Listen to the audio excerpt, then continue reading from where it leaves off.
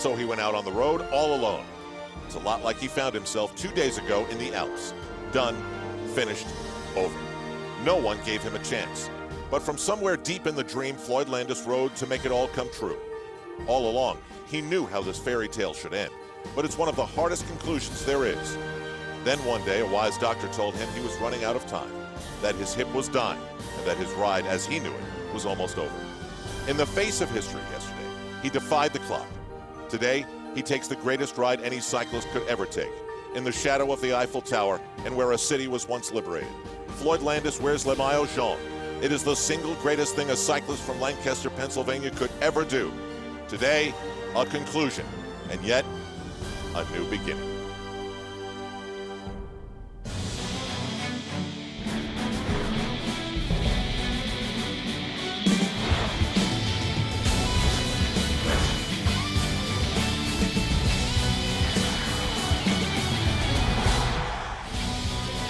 Welcome to the Soft Tour pre-race show, and today, the Tour de France once again wraps its arms around some of the most famous landmarks on Earth. It's stage 20 and the culmination of a 2,200-mile ride from the Eiffel Tower to the Place de la Concorde to here to the Champs-Élysées and the famous cobblestones. I'm Al Trautwig along with Bob Roll. It was right here, Bob, and it happens in front of the Arch of Triumph, the Arc de Triomphe, that the French champion Laurent Fignon collapsed in 1989 when Greg LeMond did something that they said was impossible, Greg, you can't do it. And yet it becomes the perfect inspiration, along with Lance Armstrong's successes here, for a then 13-year-old Floyd Landis. Floyd Landis watching on TV, taking inspiration from Greg LeMond's impossible ride. He wiped out a deficit that said was impossible to do. You can't do it, Greg, but a good tour. You got second place. But for Floyd Landis, the same thing happened to La Toussuire. He lost a huge chunk of time. Everyone said, this tour is over for you, Floyd. He plummeted in the standings. The very next day to Morzine, he said, no, I'm going to try anyways. And he was able to take most of the time back. And then the final chapter written in the time trial yesterday, where he took 1 minute and 29 seconds from Oscar Pereiro to be 59 seconds in the lead of the tour. One of the closest battles in the history of the tour, and one of the greatest victory of all the American wins. There's been a lot, but this has got to be up there with the best. From Lancaster, Pennsylvania to San Diego, California to the streets of Paris. It's good enough to be a movie and definitely a fairy tale. Here is Floyd's improbable ride. Saturday, July 1st, the opening prologue of about 4 miles, and the problems for Floyd Landis began with a slashed tire and a late beginning. He missed about 5 seconds and wasn't even sure that he had to come to a complete stop before beginning. And when that day was over, it felt like there was going to be an American story, but an American story written by Discovery's George Hincapie. Things would soon change. On went the tour through the flat stages, eventually coming to the individual time trial in stage 7, when Floyd Landis had to adjust his handlebars and then survive a cracked handlebar situation, avoiding a crash and moving on to finish second. He established his speed, and then he established his strength in the Pyrenees and the climb to Pla de Barret in Spain. Pla de Barret was a great stage for Floyd Landis. This is where we saw his ability to power away from his rivals. Only a couple of men able to stay with him on that day, and he got the yellow jersey. But the yellow jersey comes with a heavy weight to bear, and so Floyd Landis and Team Phonak began to plot a way to give it away. Oscar Pereiro trailed the yellow jersey by 28 minutes and 50 seconds. He was part of a breakaway that Floyd Landis and Phonak decided not to keep up with. So Floyd, when he came across well in the pack in the yellow jersey, gave it away, and suddenly the Spanish rider from Cas d'Epargne was part of the yellow jersey picture. Then came stage 15. This is Andreas Klöden to Alpe d'Huez, and this was a great stage for Floyd Landis, putting distance between himself and the yellow jersey. Cadel Evans, Andreas Klöden, great day for Big Floyd, flying up the mountain. Then all eyes turned to stage 16, and what happened then was almost inexplicable, because up until that moment, Floyd had shown no weakness, but he hit the dreaded wall, and all systems shut down. And from the leadership of the race, he fell 8 minutes and 8 seconds behind. Everyone said his Tour de France was over. Teammate Axel Merckx tried to save the day by getting him to the finish line, and then we came to the many climbs of stage 17, and on the very first mountain, this is the Col de Sceaux, and it's Andreas Klöden, Carlos Sastre, and Cadel Evans recognizing the moment in the race, but they could do nothing about it to conserve their yellow jersey, and Floyd Landis rode away from them. They hoped they'd see this man again. They won't see him until the cobbles of the Champs-Élysées. Suddenly, Floyd Landis trailed Carlos Sastre by 18 seconds and Oscar Pereiro by 30.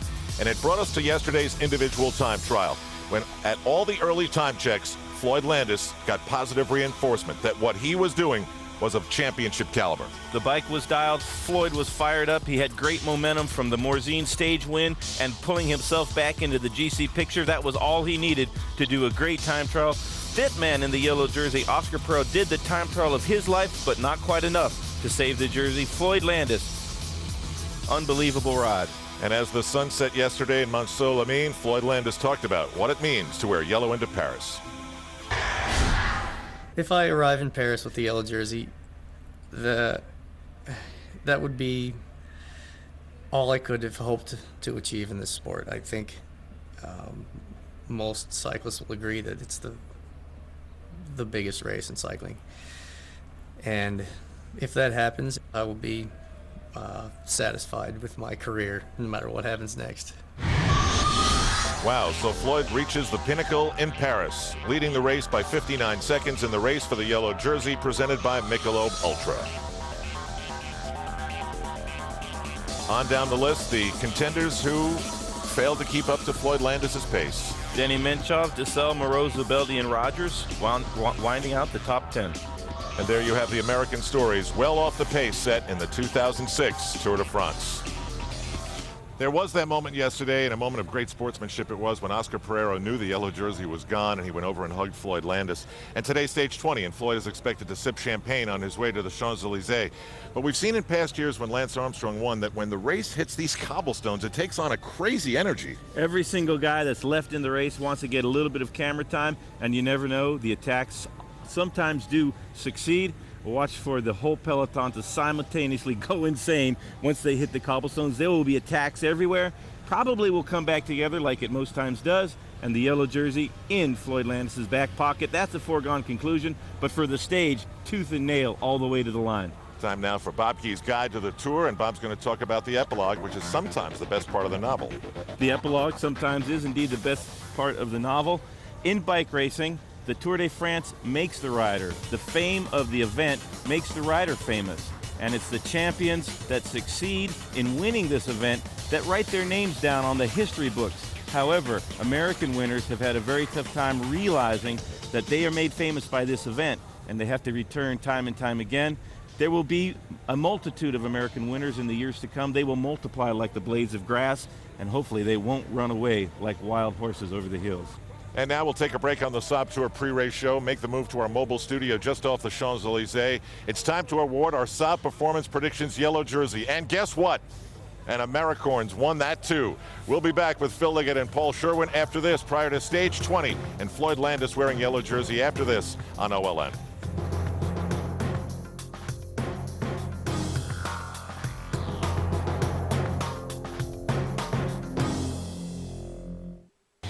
The 2006 Tour de France pre-race on OLN is presented by Saab. Once you've built jets, you don't build just another car. Saab, born from jets. Saab was founded by 16 aircraft engineers. Their spirit lives on. The turbocharged Saab 9.3 Sport Sedan with an estimated 31 miles per gallon highway. Once you've built jets, you don't build just another car. Saab, born from jets. Take flight in the 9.3 Sport Sedan for under $27,000. This week, OLN Survivor Wednesdays returns with an earth-shaking season.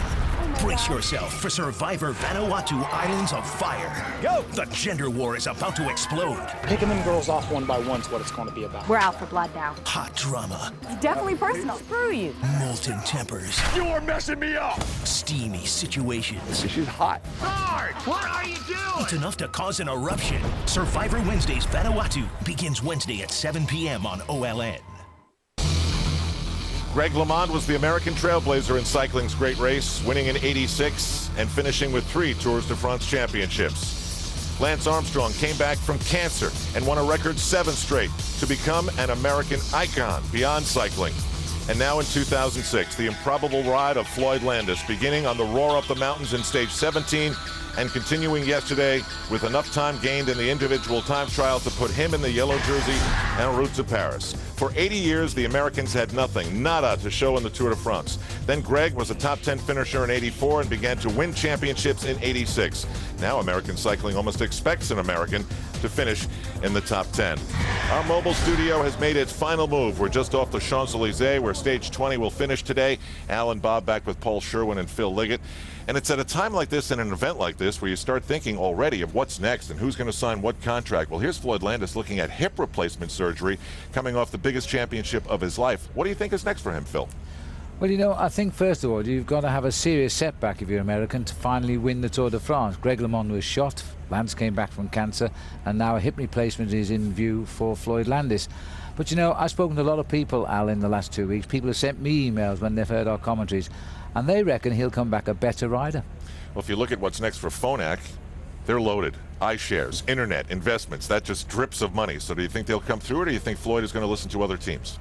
No, I think, you know, Floyd has got to look at the team that supported him over the last couple of years, and I think he's happy where he is. You know, he went through US Postal Service, and I think where he is right now is a happy place for him to be, and that's very often the thing that's very important, especially when you bear in mind that whatever happens, he's still going to have a very hard struggle back. You know, it's a little bit Lance Armstrong-like, because they say you can't come back from hip replacement to win a race or compete at this level, and they said the same thing just 5 days ago. It's impossible. You can't do it. Yes, Floyd Landis is a great investment to make. What you'll get from him is hard work, talent, incredible grit, and also a never surrender attitude. So anybody that takes a gamble on Floyd Landis is going to get 3 or 4 more Tour wins, so go ahead.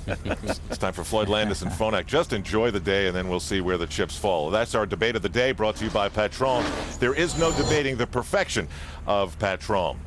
So we come to stage 20 in the Tour de France, and a lot of people use the word procession. There'll be no attacks of the yellow jersey, but if there's one word to describe this year's race, it's unpredictable, as in crashes. To many, this Tour de France simply meant a world of hurt.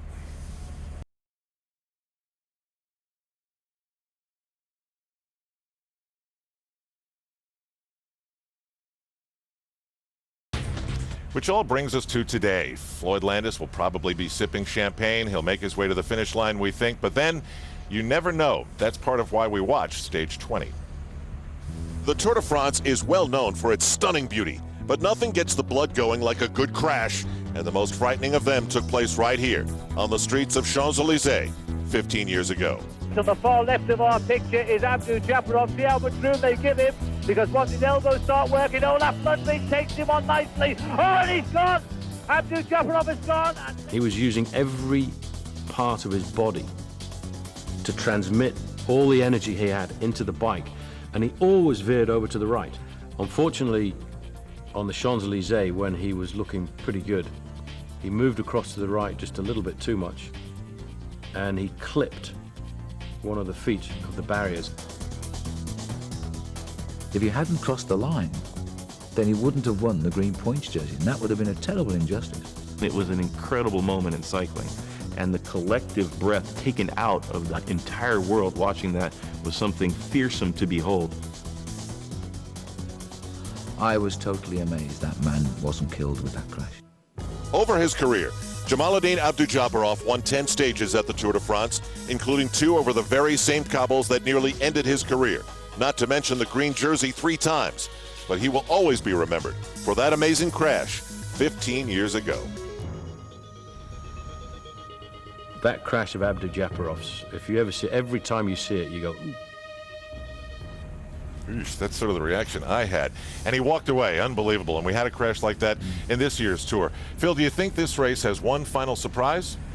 Well, every day we've had a surprise from the minute we started in Strasbourg. Remember, there's 140 riders coming to the finish today on the Champs-Élysées in Paris. Everyone would love to win. The sprinters will sit back and wait. But once they come onto the Champs-Élysées, they hear the crowd, the noise starts, they all rise the pace to 50, 55 kilometers an hour. Everyone will try to win. The stayers, as we call them, will try to break away. The sprinters hope to get their day. Time now for our individual honor. The Saab Performance Predictions. Last year's championship means nothing this year. We go to the Saab Performance Predictions after yesterday. Sergei Gonchar predicted by Bob Roll. That puts him past me. I got points from Floyd Landis, but it is not enough. As we hit the Champs-Élysées, it is time to make the presentation of Le Maillot Jaune, an American in Paris. Bob Roll, congratulations. Yeah, bravo, bravo. And he picked last. Grandissimo. He picked last. Unbelievable. Unbelievable. Please address for everyone at home the honor that you feel right now. It was Floyd Landis. No one predicted him to win the No, stage. it wasn't. It was Sergei Gonchar. It was Landis that put me back into the picture. That's true. Gonchar, that was pure luck. All right, that's going to do it. It's time to watch what happens in Stage 20. That's our final edition of the Saab pre-race show. The 23 days of glory and pain that is the Tour de France has reached its finale. And once more, it has captured the imagination as Floyd Landis has done the unthinkable. Not just winning the Tour, but winning after falling to the depths of despair before resurrecting himself as no one has ever done in the 100-year history of the Tour. Enjoy with us his final day on the Champs-Élysées, next on OLN. The 2006 Tour de France pre-race on OLN is presented by Saab. Once you've built jets, you don't build just another car. Saab, born from jets.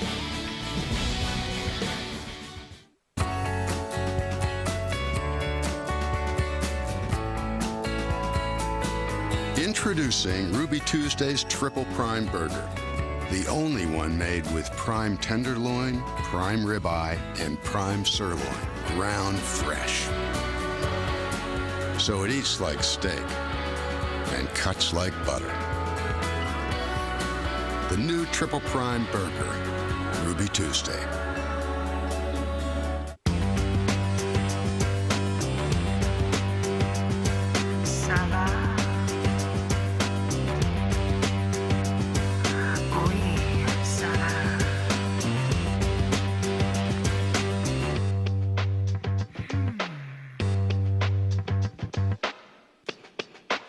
Some perfection is debatable. Some is not. Patron, the world's #1 ultra-premium tequila. Simply perfect. Please drink responsibly. Honey, I'm going shopping. 20% off. All right. The Home Depot. Should we take the truck?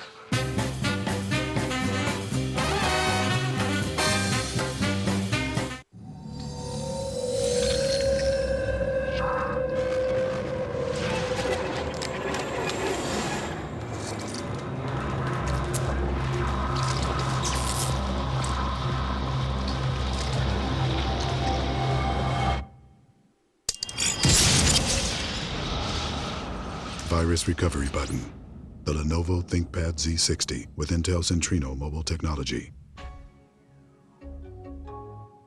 All new tonight on E! Ladies, hide your husbands, cause Paris and Nicole are moving in. And it's gonna be one heck of a homecoming. Uh-oh. Your mom is going to kill you. But I didn't make the mess. Yeah, I'm gonna blame it on you. The Simple Life, all new tonight at 10.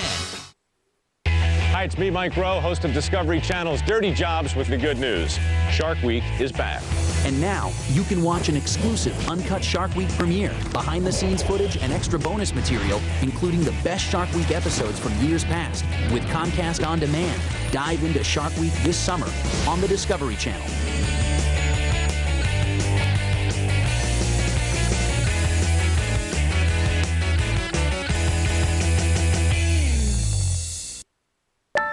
During cancer treatment, Elizabeth could only watch from the sidelines. Today, her cancer is in remission, and she's ready to play. Elizabeth is one of millions of children with hope because of Children's Miracle Network. We are the alliance of premier children's hospitals dedicated to serving all children. Your support can make miracles happen.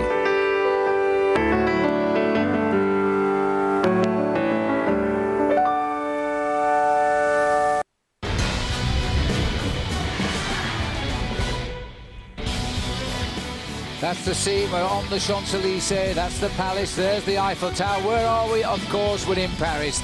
The end of the 93rd running of the Tour de France, and an American is all set to win yet again.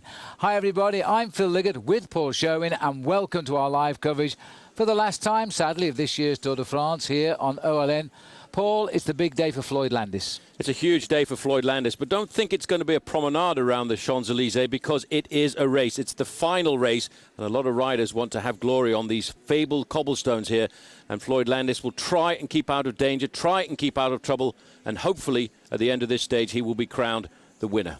Well, what a comeback it was. We thought he was dead and done. The next day he comes back and he's just off the lead. Yesterday, of course, in the time trial, he's back in the yellow jersey. Now he faces just one final ride. It's not a long one. We spent a lot of time, in fact, on the Champs-Élysées itself. We have been right round through 6 countries, including France, and now we're heading up towards Paris. Our map today brought to us by AMD, and we're heading onto the Champs-Élysées. We're starting not very far away, in fact, at Sceaux, Antony, and then we race back into the centre of the Champs-Élysées for 8 circuits of a familiar route. Very familiar route for everybody in the Champs-Élysées on the Tour de France, but this is what it looks like. It's 96 miles, and that, by the way, is 3 times the length of the Channel Tunnel. First winner on the Champs-Élysées, 1975, Walter Godefroot. Last winner, strangely enough, Alexander Vinokourov last year, who next year will be actually looked after by Walter Godefroot. Well, there you have it for the moment. Now let's join Bob Roll and Al Trautwig. Earlier today, as we begin our coverage of Stage 20 in prime time, Floyd Landis with a huge smile and a handshake of congratulations. That should be the mood of the peloton today. As the peloton said to Jean-Marie Leblanc, thank you for all your work and support since 1989. And there they are across the front, the white jersey wearers, the king of the mountains, Michael Rasmussen, and Robbie McEwen, who has a huge lead. That is Laurent Jalabert, the French commentator and great champion of French cycling. The last real superstar they've had in this biking contest, and he does the commentary day in and day out. There's Fabian Wegman. No, it's Jos Postuma. And if anything, these images reflect the feel of the peloton on Stage 20. This has been an incredibly brutal Tour de France. Every day has been vicious, every man taking his chance whenever they had the notion. And so today is an epilogue, a cruise into Paris so far. And this Tour 20 will move forward and then get the final wave. And boy, you'd love to be inside the head of Jean-Marie Leblanc. He's been the race. He's the one who jumps out of the car when the protesters are there. And he says, no, you must get out of the way. The Tour must go on no matter what. This is the Départ Fictif, the pretend start. This is a rollout. We're going to see Jean-Marie Leblanc for the last time start a bike race. And that's it. This is the real depart. That's when the clock starts ticking. The first few kilometers, just a parade through town. Neutral. No racing allowed. There is Floyd Landis and Oscar Pereiro. Tremendous sportsmanship shown between the two athletes. Oscar Pereiro being given 30 minutes by Phonak.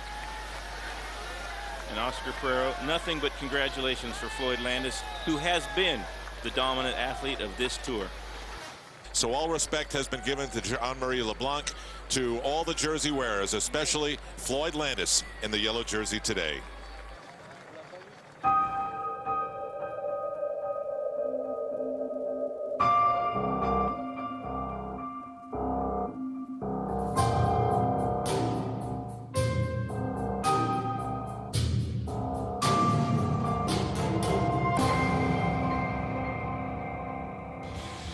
The 2006 Tour de France on OLN is brought to you by Cervelo.tv and by IBM. What makes you special?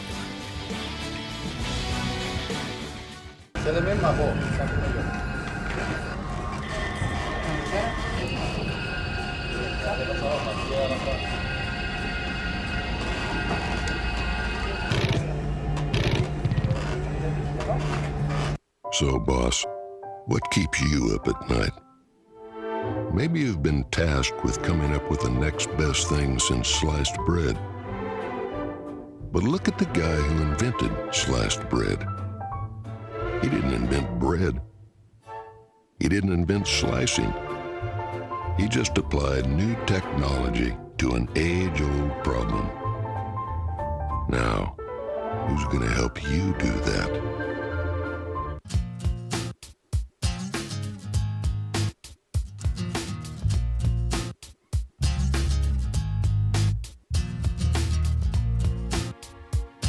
life doesn't have one dimension. Neither should your beer. The rewarding taste of Michelob Ultra. Perfectly balanced and made for today. Live life to the ultra. OLN's having a summer bash, and we're bringing the punch. Every Thursday, it's Fight Night, featuring live bouts and classic clashes. The best Little Leaguers from around the globe swing for the fences at the Cal Ripken World Series. Plus, World Team Tennis smashes right through to the finals. The Battle of the Sexes explodes on Survivor Vanuatu. And no bash is complete without the beef. The PBR returns with a vengeance. OLN Summer Bash. It's a guaranteed hit. The sky is perfect blue. No cloud could spoil the view. It's the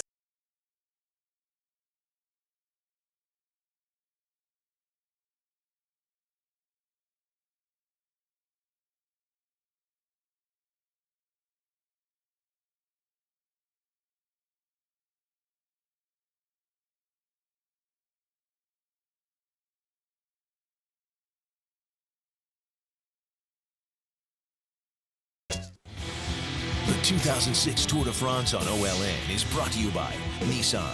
The next Nissan Maxima is here. And by Lenovo, maker of ThinkPad, including the ThinkPad tablet and ThinkPad widescreen. And by Cervelo.tv. We look down at the Palace of Versailles. The aerial view provided by Trek as we continue with stage 20 in prime time here on OLN. The very easygoing peloton has moved and completed its southern loop and now headed directly toward Paris. This is on the outskirts. You must see it in person. You must see the Hall of Mirrors. You must see how ridiculously over the top Versailles is. When you imagine the type of degradation that people lived through at the time, and the very few bougie lunatics living up in the palace there, it's not very hard to imagine the revolution in France being too far away, considering the opulence that the royal family lived in. Now we wonder at what point someone will try to do something at the front of the peloton to shake things up. A very, very leisurely pace so far on today's stage. It has been a grisly Tour de France. It's been hot, difficult, unpredictable attacks day in and day out. Levi Leipheimer, there's your answer, Al, the first man, but that's just for fun. He's only kidding. He's going to hide and hitchhike and clap for the peloton coming by. And they might wonder where Levi went if they don't see him standing by the side of the road there. Is he sticking out his thumb? Is he doing that? Frivolity on the last day of the tour, and deservedly so. For a moment. The riders just for a moment, I thought he was going for the stage win. No. That will not unfold until later when the riders hit the Champs-Élysées. The attacks will come, but for now, neutral. And the riders just ambling through the streets on the outskirts of downtown Paris, as they have done since the start. And they can be excused for doing that, since such a brutal Tour de France has captured the imagination of the world because of that man on the front line in the yellow jersey, golden bicycle, yellow helmet and glasses, Floyd Landis. He's always worn the yellow shoes for the last couple of years, and now they match his jersey.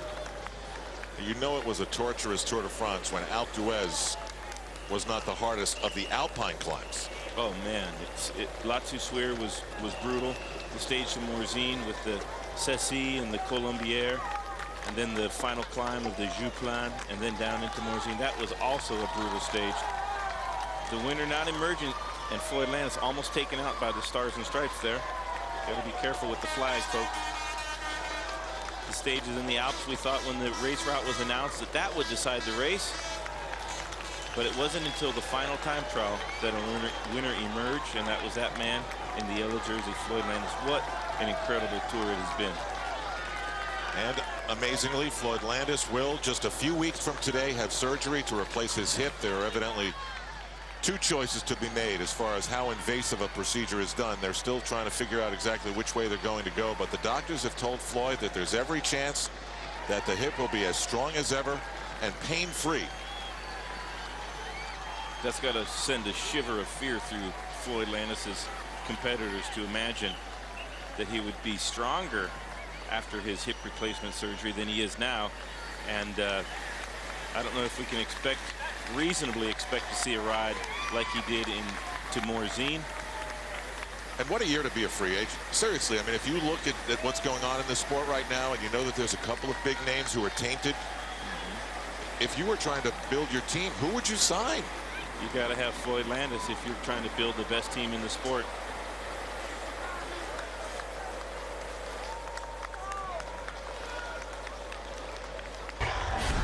Stage 20 moving to Paris. The status of those two men confirmed. Robbie McEwen will wear green, and Floyd Landis eventually will take a sip of champagne of the Champs-Élysées.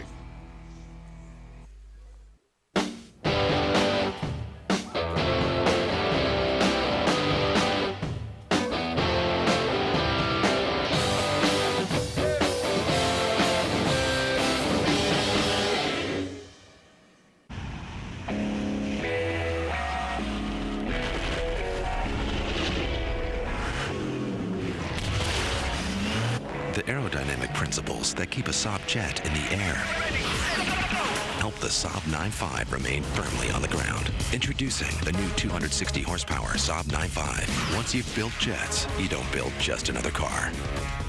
Take flight in the newly redesigned 9.5 sedan for under $35,000. Honey, I'm going shopping. 20% off. All right. The Home Depot. Should we take the truck?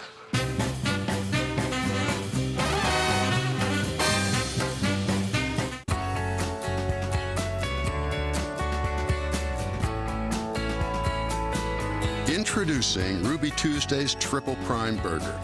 The only one made with prime tenderloin, prime ribeye, and prime sirloin. Ground fresh. So it eats like steak and cuts like butter.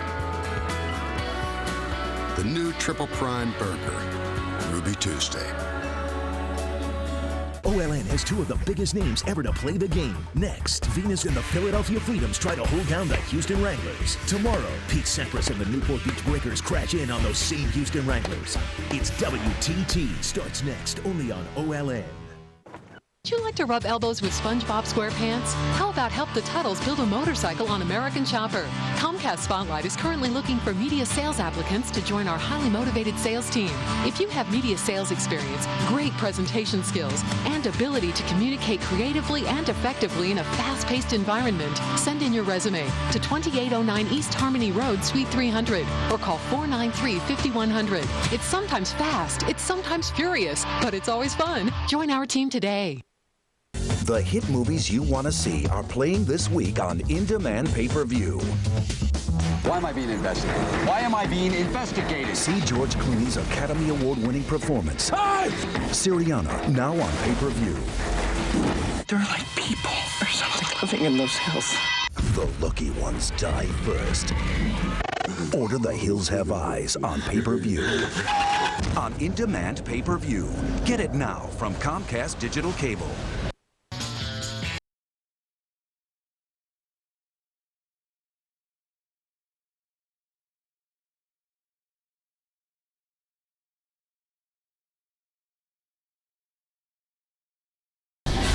Fashions in Paris. It's a tradition, and right now this is where we stand with the Lenovo jersey leaders. Robbie McEwen's going to win the green, Rasmussen in the King of the Mountains, Kunigo is the white, and Floyd Landis is in yellow. As you look down on the peloton now, moving along so slowly toward Paris, you know that the majority of the riders that are left, 140 started the day, are just hoping that this race ends today and they get through it and it's over and they can take a deep breath and look at their next race. There's a small group, though, that are plotting right now how they're going to win the stage.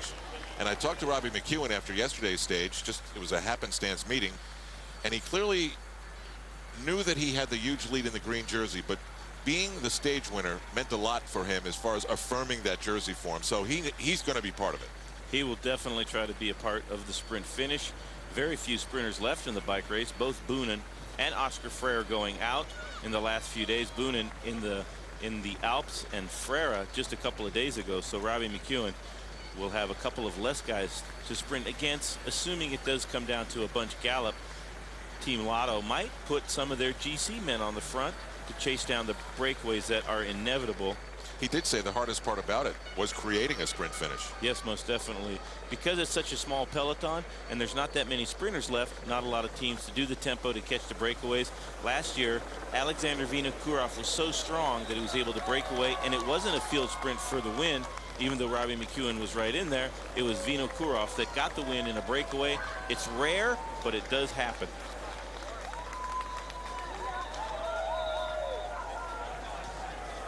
So this is stage 20. It's going to conclude the 2,200-mile journey.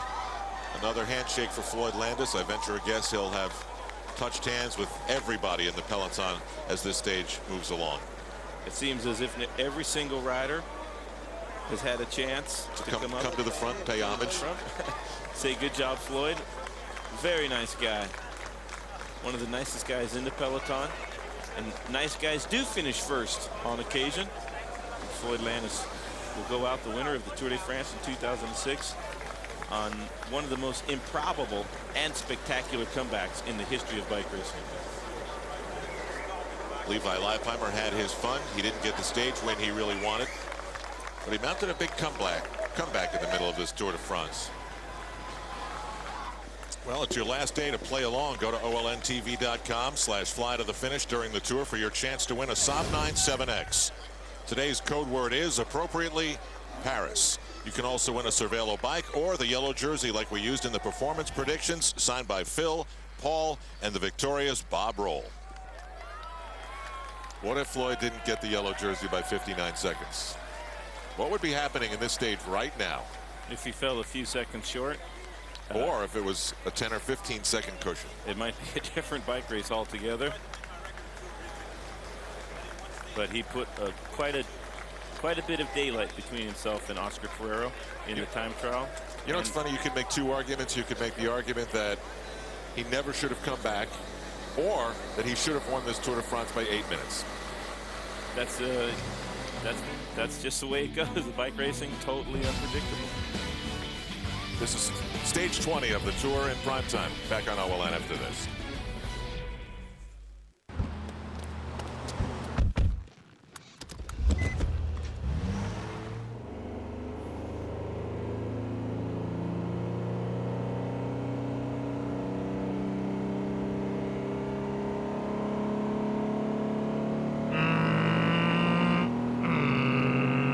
All power with no shift shock. The next Nissan Maxima with CVT, part of the next generation of Nissan thinking.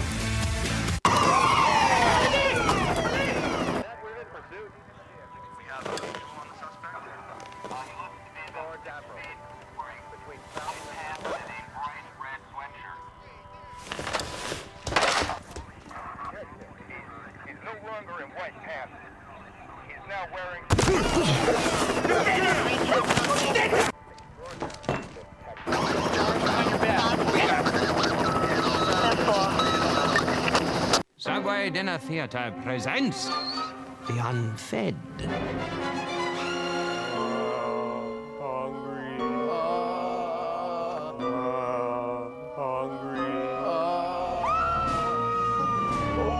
I smell a blockbuster! And for dinner, Subway restaurants! And the delicious new bourbon chicken sandwich. Tender chicken in a zesty sauce, hot and fresh from the oven on freshly baked bread. Subway! Eat fresh! OLN and Top Rank present the Sweet Science. Thursday night is now Fight Night. Today's top contenders, tomorrow's future champions, live in the squared circle, plus unforgettable fights featuring legends of the ring. Fight Night premieres with the NABF Middleweight Championship. Undefeated title holder Kelly Pavlik battles dangerous southpaw Bronco McCart.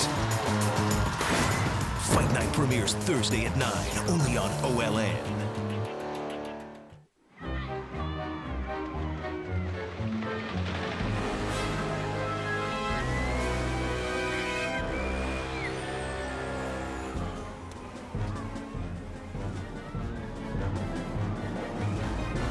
bed head. Proof that you've experienced the new Hampton bed. A plush comforter, a crisp white duvet, and choice of pillows. You'll be well rested and ready for anything. Hampton, home of the proud bedhead.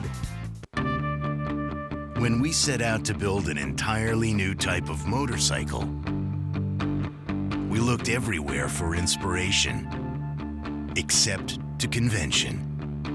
The 113 cubic inch fuel-injected Star Roadliner. We build it, you make it your own.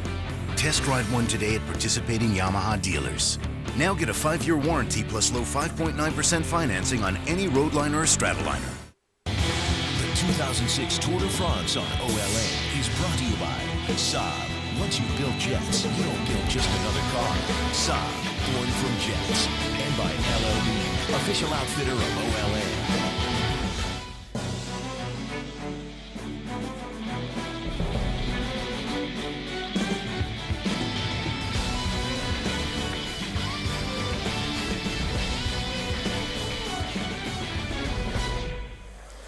Robbie McEwen's been at the top of his game for some time. A multiple stage winner in this tour, wearing the green jersey and poised to be a part of the craziness that will come when this race hits the cobblestones of the Champs-Élysées. Just under 90 kilometers or 55.5 miles to go. Al Trautwig, Bob Roll, Phil Liggett, Paul Sherwen, Craig Hummer, Frankie Andreu, and Robbie Ventura, all part of our coverage this month of July. Robbie McEwen having a fantastic tour. 3-stage wins so far, looking for number 4. There's Dave Zabriskie, Axel Merckx, and of course Floyd Landis. Zabriskie and Landis living together, sharing an apartment in Spain, and doing many, many hours of training together. And they've been on the roads of France for many hours, almost 100 hours of racing this year in the tour. One thing there will not be today in Paris, there will not be a flag of Texas atop the Hotel du Crillon. That was the flag flown by Lance's group to proclaim his Tour de France victories and the Lone Star State's presence here in Paris. Floyd's going to have to do it in some other different way.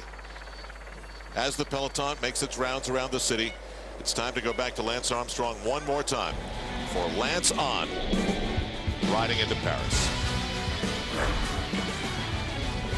It's interesting. I mean, riding into Paris, I mean, typically start in the suburbs, and it's been, for us, we always had a big night the night before. We'd eat crap food and drink beer, and then we'd have to get up in the morning, do a transfer, and you still have to do a stage that technically counts. So probably not the smartest thing we ever did, but you know, you finally get into Paris, the crowds are huge, and as the years wore on for us, I mean, there were more and more Americans, more and more local fans, which was nice.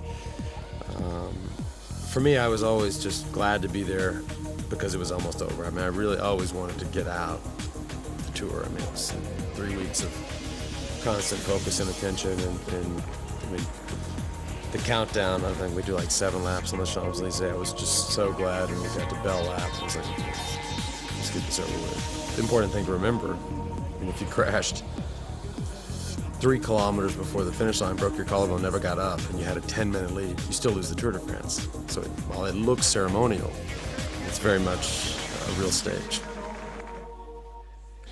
Today's Lance On brought to you by American Century Investments, mutual funds and institutional money management for more than 45 years.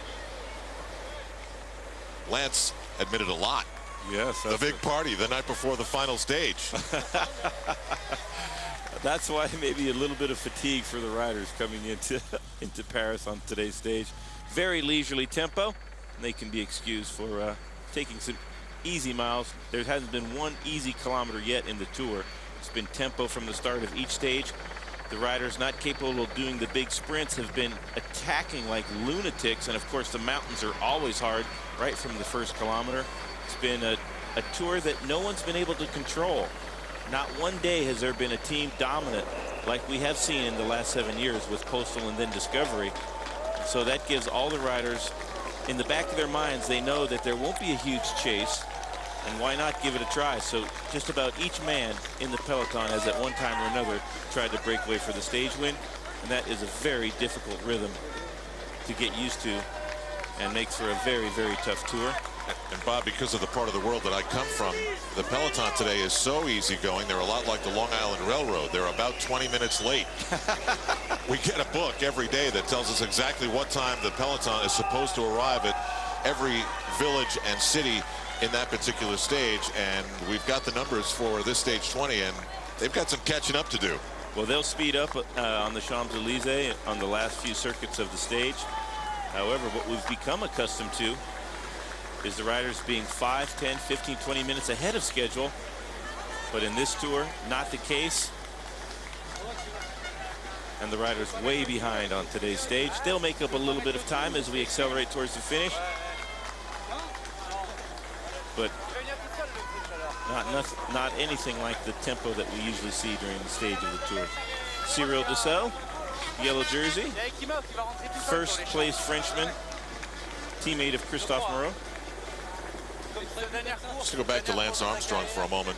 We've talked about his very frosty relationship with Jean-Marie Leblanc and the Tour de France itself. And apparently there was a meeting yesterday in the Team Discovery bus between Jean-Marie and Lance. And reportedly they both said it was a great meeting. So who knows what that means for Lance's presence at future Tours de France. I hope to see more of Lance's presence, and Greg LeMond would be greatly appreciated on the roads of France. Floyd Landis hopefully can go on and continue to win some more tours, and it would be great to see the other American champions of this beautiful race. There's Floyd Landis in the yellow jersey.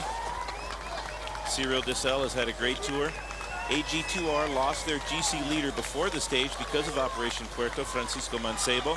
But de Sceaux has done a great job, as well as Sylvain Calzati, to keep them in the news. Cyril de Sceaux, the top place Frenchman on GC at the end of the tour, and Sylvain Calzati winning a stage earlier in the race. Christian Prudhomme, the incoming race director, said today that when the Puerto doping scandal hit the day before the race, they, Pro Cycling, didn't know what to do. And then they realized they have to just turn it over to the riders and let the riders generate the interest. And he's so happy that there was interest that was generated by the Floyd Landis stage 17 and everything that happened in the last few days.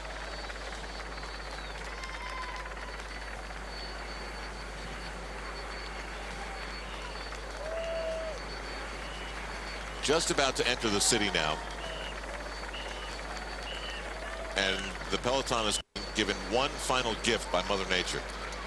A little bit of cloud cover to cool down the overheated riders. It's been a brutally hot Tour de France, much like 2003 was. And that never cooled off until the final time trial. Lance Armstrong winning number 5. The last two editions were a lot cooler with very cool temperatures and a lot of rain early in the race before heating up for just a few days. And this one has been, again, a very hot Tour de France. This September, major changes here at OLN as we change our name to Versus, bringing you exclusive events you can't see anywhere else, like the Tour de France and the America's Cup, plus in-depth coverage of the Davis Cup, boxing, the PBR, and it's the only place for weekly national coverage of the National Hockey League, the network for our athletes, sportsmen, for fans, and anyone who's up for a challenge. This September, OLN becomes Versus.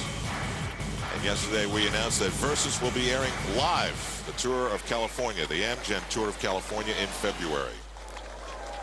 The defending champion, none other than Floyd Landis.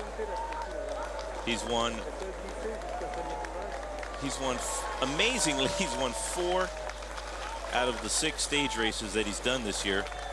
He only lost the Dauphiné and the Critérium International, but he did win the Tour of California way back in February, Paris-Nice, and the Tour of Georgia. February, March, April, big wins, and now in July, another big win. I thought that maybe part of his troubles on the La Toussuire stage was because he had been so dominant early this year. The new model is that you peak just on the 1st of July and none other race in the year. This is stage 20, the ride to Paris on OLN. The last time the Cowboys met the Bulls, not one stayed the full 8. Will they bounce back or just bounce? The PBR from Tulsa continues tomorrow at 8 p.m. Eastern Pacific, only on OLN.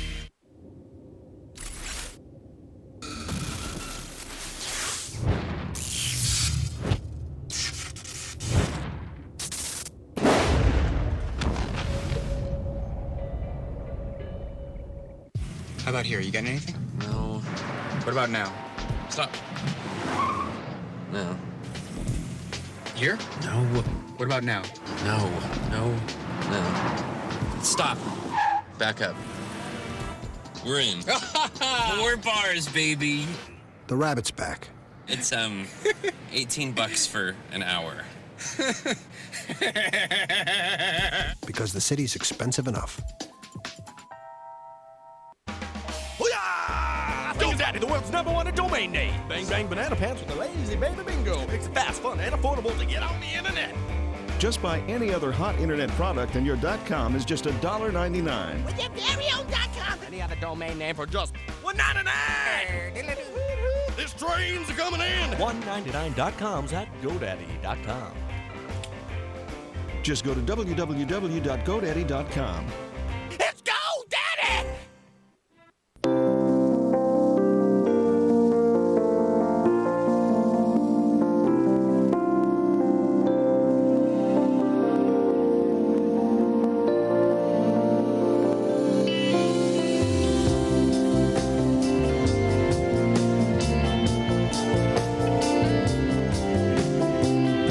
Rise above the routine.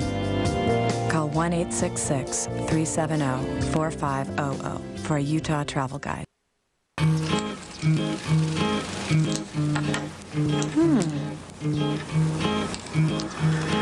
A foot specialist diagnosed Van Lowe with plantar fasciitis.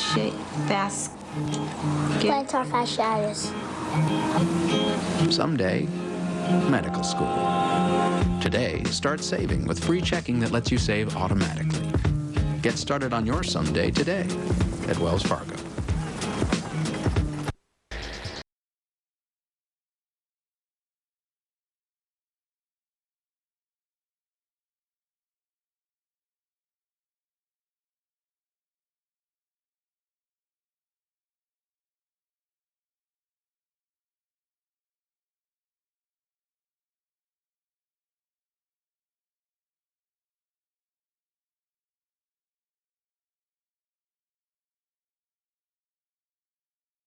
We certainly had our share of black and blue moments in this Tour de France. It took one of the favorites, Alejandro Valverde, and knocked him out. It took Bobby Julich and knocked him out. And that's just the beginning. Bobby, by the way, is still recuperating and will not join his team CSE for the finish here in Paris. He says it's too important that he's back up on the bike and getting ready for his next race. Robbie Ventura has taken the ride with Floyd Landis the past couple of years, and he is in the broadcast booth at the finish line with Phil Liggett and Paul Sherwen. This has been a really exciting day for Robbie and Floyd. What sort of plan did they have a meeting last night to discuss what would happen, Robbie, about whether Floyd Landis would be looked after, how he'd be looked after? Is there a plan if he falls, who looks after him and stuff like that? I think it was a pretty big disappointment when Robbie Hunter was out of the race. He's been Floyd's right-hand man from the start of this race in terms of keeping him upright and healthy. I mean, Robbie Hunter's done a phenomenal job. Even in the short mountains and the smaller mountains, he's kept Floyd out of trouble and he's done a great job. Losing him was sad, you know, not only for protecting Floyd, but for his Tour de France, because he's raced phenomenal.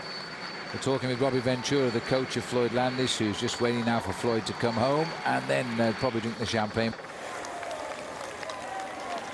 When you're riding out on the open road every day under really bad, filthy conditions, you can get any kind of infection. And the Tour de France, if you get the smallest infection, all of a sudden it goes to a massive magnitude. Isn't that true?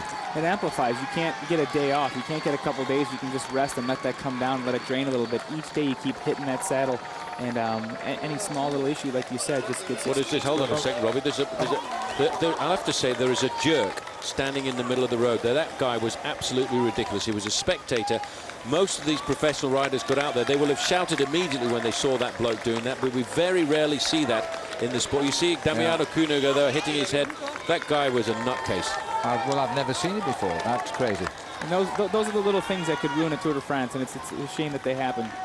Those are the things you can't account for. Well, breathe a deep sigh of relief there for the man at the front. That's why Floyd Landis is riding at the front, making sure that he keeps out of trouble on what can be a ruination day if you make a mistake. We're not too far from the Champs-Élysées. We are making our way slowly but surely to the Champs-Élysées. Well, I got a more direct question for Robbie Ventura, Floyd Landis' coach. As we look down on the main field there, everybody's got round that little incident nice and safely. But, Robbie, in the last 4 or 5 kilometres, if Floyd Landis is to have a flat tyre, is there a rider dedicated in Team Phonak to pass him the bike? Who's got the same size machine as him? I'm sure they have a couple guys that will be surrounding him with the exact same size machine that he has. I think Bert Grabsch is a very similar size, and I'm sure if he got on a little smaller bike, it wouldn't matter. So I'm sure he's going to have a couple guys with the same size as him. Well, he couldn't get on Axel Merckx's bike, could he?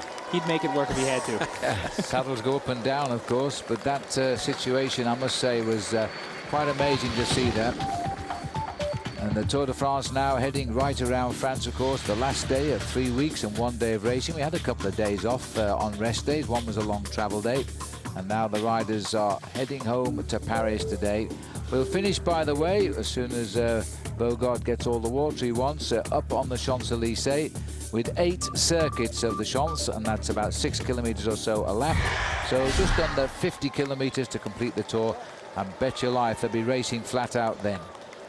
Here's the peloton, just having a little bit of a chat at the moment. Gilberto Simoni on the left of our picture. Such a brilliant rider in the Tour of Italy. He's never really relived the great days in the Tour de France. Looking down at the peloton here, a lot of yellow jerseys down there. One of them is David Miller, of course, and Miller's coming to the end of a great Tour de France. Very strong in the time trial yesterday. The one man who was really strong in that time trial was Floyd Landis, and alongside me, the coach of Floyd. You must be feeling pretty pleased.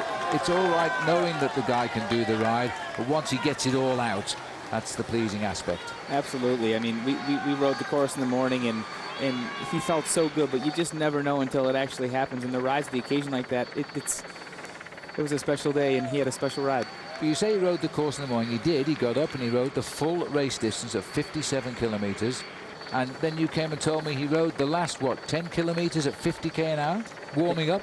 Absolutely. And then he went and did another 90-minute warm-up, and then he did another 57k in the race. So he ended up doing probably about 150 kilometers. People always think that the individual time trial is pretty much a day off. Well, it might be a day off for guys like the sprinters who certainly don't worry too much about the warm-up. But a man trying to win the Tour de France, trying to win the individual time trial, it's a very long day of preparation for him. Sorry, Robbie, again. It's a long day for the mechanics and the team as well. I mean, they have to prepare a whole new set of bikes. They got to prepare all these different things. It's a complete and utter dedication to a 57-kilometer effort. Was he disappointed he didn't win the time trial? Actually, I think he was a little disappointed. He wanted to put a stamp on the Tour, but I'm sure he's very happy with the jersey. Just as a point of interest here, you might just see that large building in the middle. That is the La Défense. It's a complete monument to the people who fought and defended Paris in 1871. And the amazing thing about the architecture here, it's a completely straight line there from La Défense right up to the Arc de Triomphe, down the other sides to the pinnacle right in the middle of the Place de la Concorde, and then to the miniature Arc de Triomphe right outside the Louvre. If you get a chance to come here, you've not got to miss that. These young spectators, they're going to win the Tour de France, let me see, another 15 years from now, 2022, right? Okay, well, bravo, yo-yo, to the Tour, the DZM Tour de France. Thanks very much to Robbie Ventura. He's going to have a great day in a few minutes when the riders come onto the Champs-Élysées with his man he's trained in the yellow jersey. There's Stuart O'Grady. Oh, he's enjoying his day now despite his broken number 4 vertebrae or whatever it is. The Tour de France, these are the light-hearted moments. Very soon it'll all change. Victor Hugo Peña, for the record, won the climb. Small as it was, Ronnie Schultz and David Arroyo in that order. All right, well, let's have a look now. It's time for a look at our Home Depot American overall standings. This is how they're all coming to Paris. Landis 1, Leipheimer 13, Van der Velde 24, George Hincapie 32, Horner 63, Dave Zabriskie 74. Sadly, no Freddie Rodriguez and no Bobby Julich. Well, Levi Leipheimer knows what it's like to come into Paris, so why not ask him, what exactly is it like, Levi? The first time I rode into Paris in the Tour de France and we hit the Champs-Élysées, it was very emotional for me because I had always dreamed about that moment, you know, finishing the Tour on the Champs-Élysées, the typical summer Parisian day, and I definitely felt this wave of emotion and all the people there that quickly disappeared because we started doing 70K an hour around the cobblestone circuit, but it was something I'll always remember for sure. OLN's having a summer bash, and we're bringing the punch. Every Thursday, it's Fight Night, featuring live bouts and classic clashes. The best Little Leaguers from around the globe swing for the fences at the Cal Ripken World Series. Plus, World Team Tennis smashes right through to the finals. The Battle of the Sexes explodes on Survivor Vanuatu. And no bash is complete without the beat. The PBR returns with a vengeance. OLN Summer Bash. It's a guaranteed hit.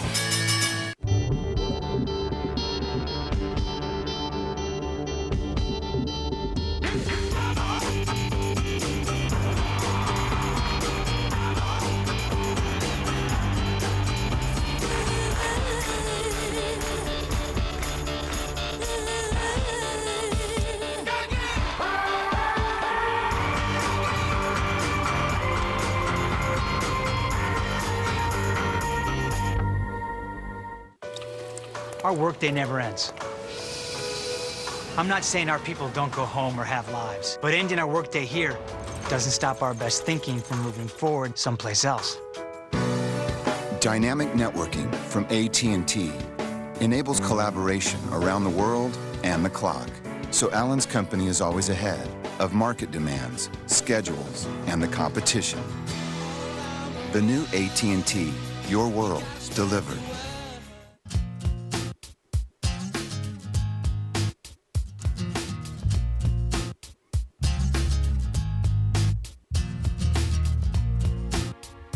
Your life doesn't have one dimension. Neither should your beer. The rewarding taste of Michelob Ultra. Perfectly balanced and made for today. Live life to the ultra. Honey, I'm going shopping. 20% off. All right. The Home Depot. Should we take the truck?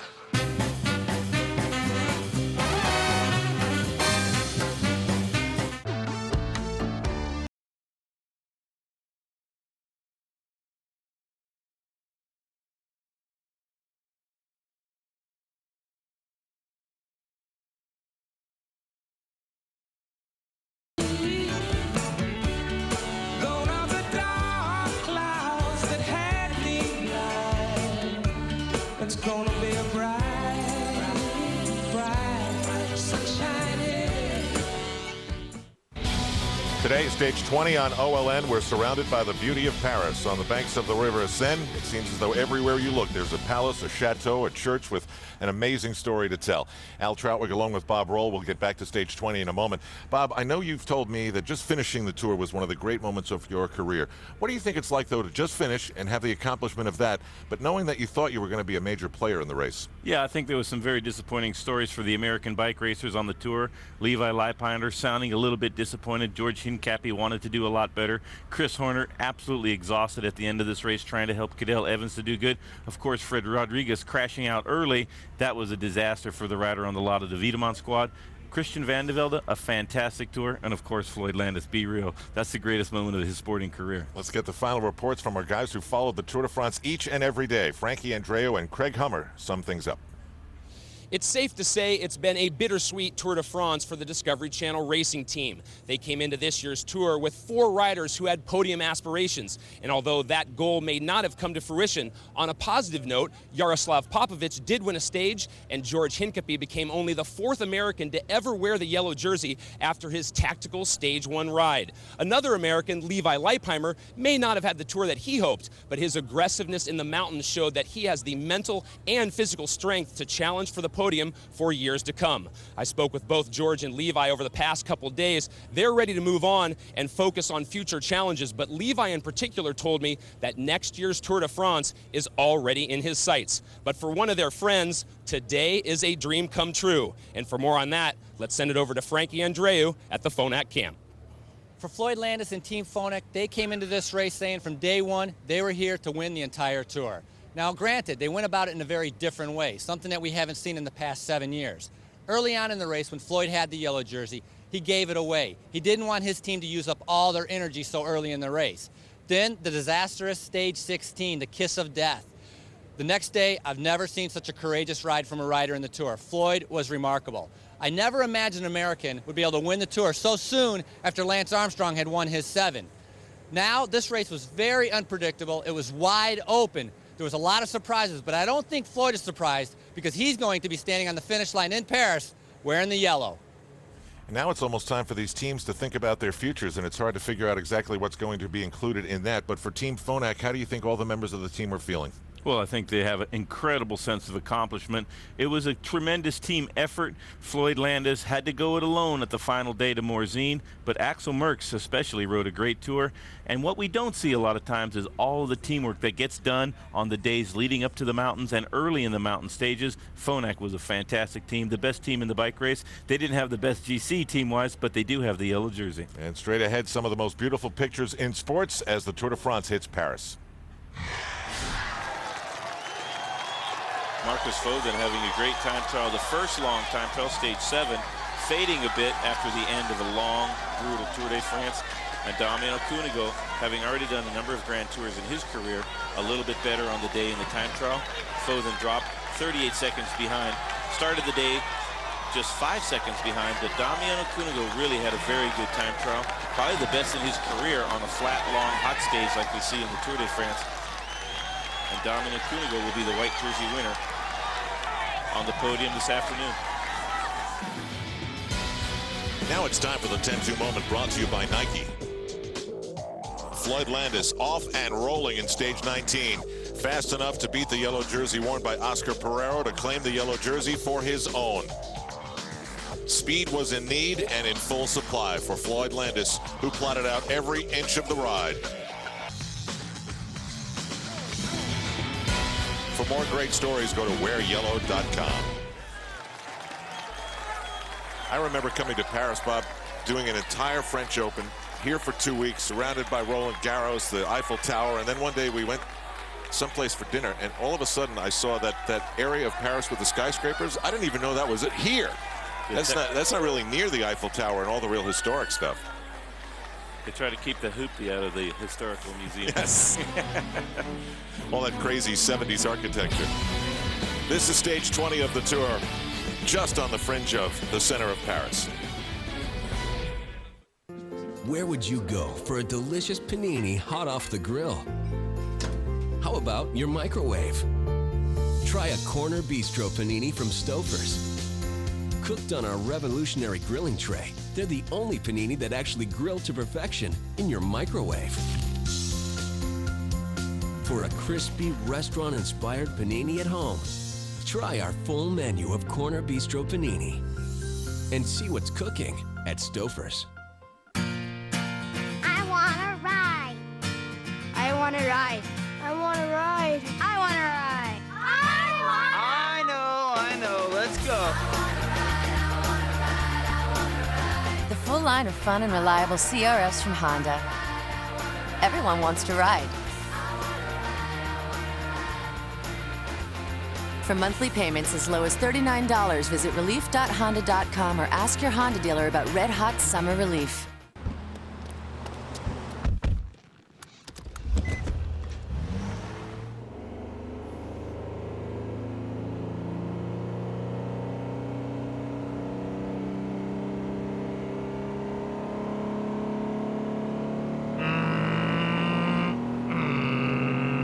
All power with no shift shock.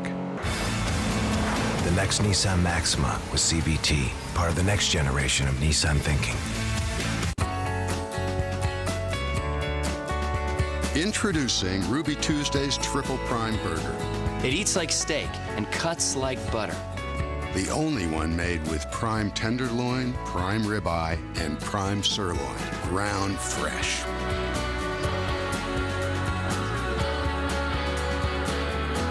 The moment you taste a great burger, you know it. The new Triple Prime Burger, Ruby Tuesday.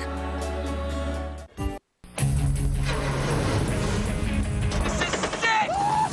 Help! I hate you! Stop smiling! Blow me a kiss. What are you, high? You got nothing to worry about. Get HBO on demand. It's the best thing to happen to TV since HBO.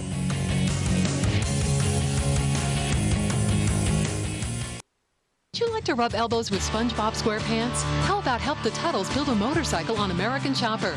Comcast Spotlight is currently looking for media sales applicants to join our highly motivated sales team.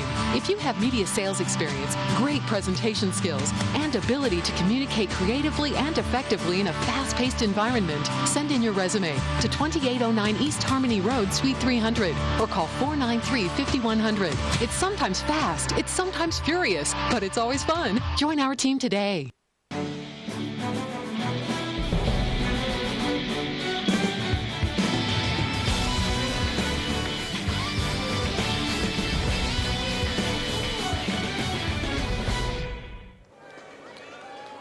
More of stage 20. We've had some cool pictures today. We've had handshakes for Floyd Landis from virtually everyone in the peloton. We've had our champagne. We'll probably have some more shots of that.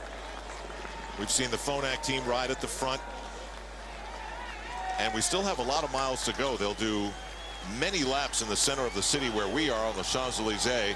And remember, someone can win a stage today, and that's a prestigious thing, especially in the city of Paris. Phonak riders moving to the front to start their tempo. Floyd had to do a little work there. Gilberto Simoni, twice winner of the Giro d'Italia, congratulating Floyd. Paris, you've got to see it, and the best day to see Paris is when the Tour de France arrives after its journey around the country. The Great Loop, the Grand Boucle, returning to Paris triumphantly. And the man in the yellow jersey this edition is Floyd Landis, and it will remain to be seen whether or not he can win more editions of the Tour. Physically, there's no doubt about it, and we'll just have to see how that hip replacement goes, which is pending. There's David De La Fuente with the red number as most aggressive rider throughout the whole Tour de France, and he's been out on the attack trying to win stages almost every day. He had the King of the Mountain jersey, not a climber, not a time trialist, not a GC man, but has made the maximum that he can do out of this Tour de France. Nicolas Jalabert on the front, brother of the great Frenchman Laurent Jalabert. Floyd Landis saying earlier in the stage that you always see the team that's on the front of the peloton doing the big work, doing the grind at the front. Oftentimes we don't get a chance to see what the team riders are doing in the peloton and keeping their leaders out of the wind, ferrying supplies back and forth from the team cars, doing the day in and day out work. And Floyd Landis giving complete thanks and gratitude to his teammates who have done a fantastic job of keeping him where he needs to be. It was tenuous. He lost a lot of time in La Toussuire, but he gained it all back in Morzine. And then the time trial, of course, one of the most fantastic culminations of a story that we've seen in sports. And there's Floyd Landis, deservedly wearing the yellow jersey into Paris. This is stage 20, Floyd Landis in yellow, after his amazing feats in stage 17 and 19 yesterday in the individual time trial. Back to Paris after this.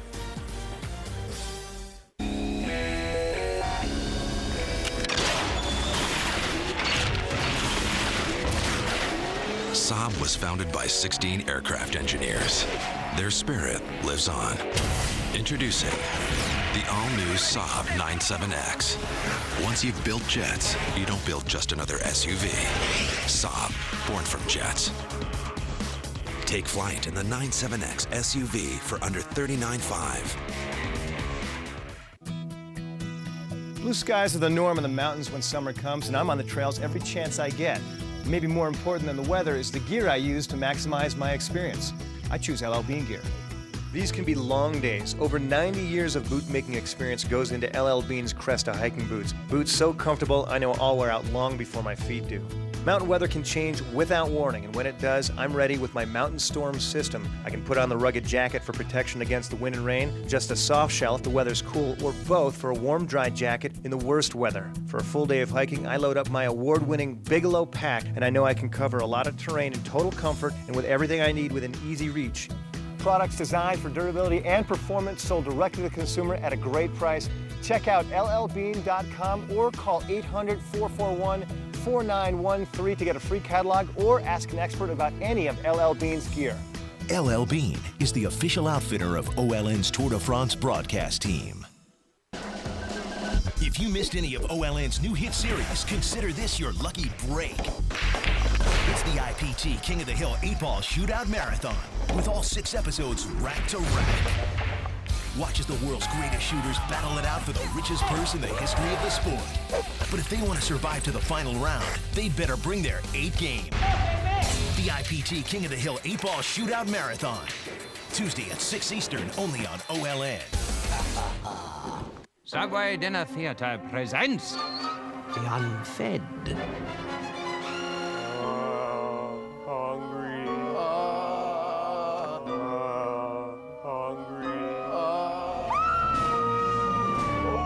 I smell a blockbuster! And for dinner, Subway restaurants! Try our delicious turkey breast with honey mustard and cucumber sandwich. Savory turkey crisp veggies and sweet honey mustard sauce. Subway! Eat fresh!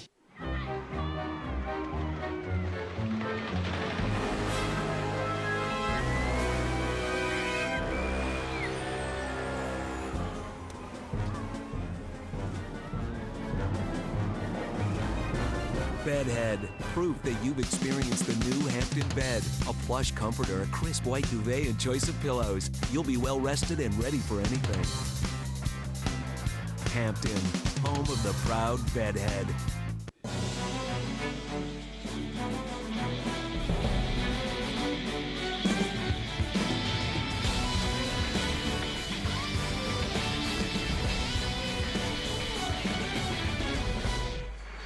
And there it is, the Tuileries and the Rue de Rivoli and Champs-Élysées. That's where the Tour de France is heading for the 8 laps. Floyd Landis leading Oscar Pereiro by 59 seconds. That's how it officially ended yesterday. And that's the way things stand right now. These people have been in position for hours. They've seen the advertising caravan go by one more time, and now they'll see this huge parade. The energy, the colors of the Tour de France, the yellow jersey. And then all the team cars. It's quite a sight. Eddie Merckx riding in that red car you see. And all he has to do is look over his shoulder and see his son Axel Merckx leading the peloton onto the Champs-Élysées. And Axel Merckx has had a fantastic tour in the service of Floyd Landis. And Eddie Merckx will be proud of his son's accomplishment. It's one of the best tours we've seen Axel Merckx ride.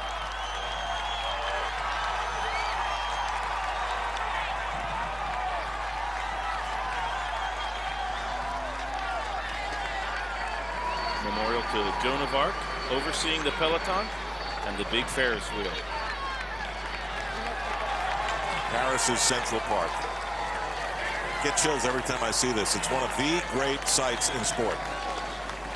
Vyacheslav Ekimov, the oldest man in the race. That banner will be 1 kilometer to go, but it won't be for another 8 laps around this circuit, the most famous street in all of cycling.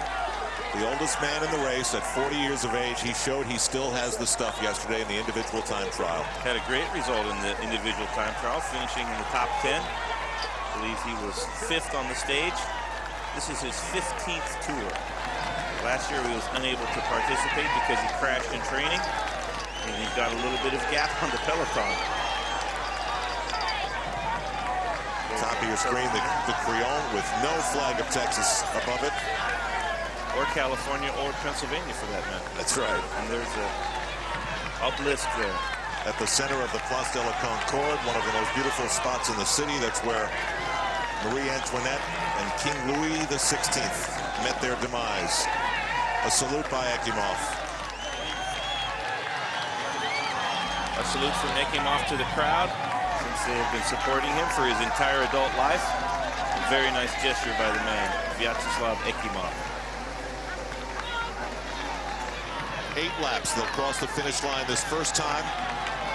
And Ekimov took a little bit of an honor for himself and a little salute to the crowd, and now slides back into the peloton so that Floyd Landis can be wearing the yellow jersey and take it across what will ultimately become his finish line, heading toward the Arc de Triomphe, top of the screen. right past us here on the Champs-Élysées.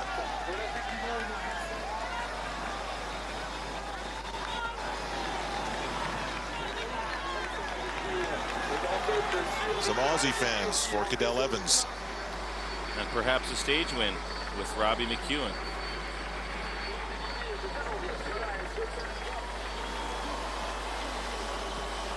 Vyacheslav Ekimov saluting the gallery as they have saluted him for so many years in the Tour de France.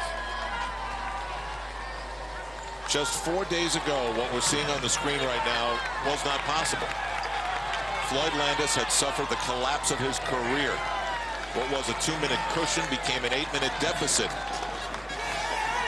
And then on a hip that needs to be replaced, he began the big climb back. And now he sits with his green and gold team. Who knows what that's going to look like next year. It won't be the same color. But the color he's wearing lasts a lifetime. He couldn't have picked a better year to become a free agent, having won 3 big stage races before the Tour of California, Dauphiné, and Tour of Georgia. He took some time off after that. He was scheduled to ride in the Giro d'Italia, decided that would not be prudent in light of the incredible form that he had throughout the early part of the season, and so started training hard for the Tour. And there is the traffic circle around the Arc de Triomphe. One of the wildest places to drive on Earth. An 18-lane roundabout with people going in 100 different directions. One of the Crédit Agricole riders having the problem off the back, being paced by his teammates back up into the peloton. They're going to make the U-turn here at the top of the Champs-Élysées and then have a tailwind and a descent. Very regular tempo being set by the Phonak squad, so Crédit Agricole riders shouldn't have too much trouble catching back on. That might have been Pietro Calciolis. He's their top GC rider, pacing him back into the group. There's Tor Hrushov, the man who won the first stage of this bike race, way back in Strasbourg. Seems like a lifetime ago. Hey, this race is so long, his arm is already healed. He'll have a chance to win the last stage, and that would be a fantastic result for Tor Hrushov. He'll be battling it out with Robbie McEwen if it's a field sprint. There goes the first a couple of attacks. Boyke as well as FDJ. Looks like Walter Benito attacking. Benoit Beauregard going with him. They're trying to be joined by a rider from a different squad. Team CSC looks like Jens Voigt trying to close the gap. That is so painful for the riders that have been going pretty easy throughout the day to match those first accelerations. It takes a few kilometers of riding fast to feel better. This will come to naught. Phonak on the front chasing. They want to make a very reasonable tempo. Floyd Landis should have no trouble now following the wheels to the finish line, but the stage win is still up for grabs. That's when Phonak has to do their quick math. Okay, who's that guy? Where does he stand? Let him go. Only a couple of guys they would need to watch on a stage like today. Pretty close to the finish line without a big advantage. It's all together.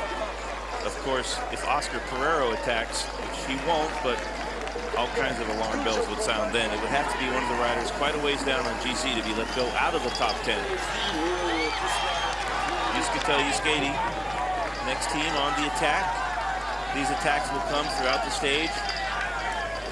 They have succeeded in the past. My teammate succeeded in a breakaway one time. Jeff Pierce, one of the most thrilling stage finishes in the history of the Tour de France. 1987 it was. We had already won 2 stages that year in the Tour. And Jeff Pierce did a great ride to win the stage into Paris.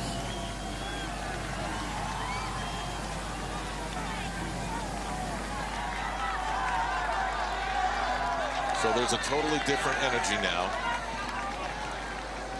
They've made one passage across the finish line.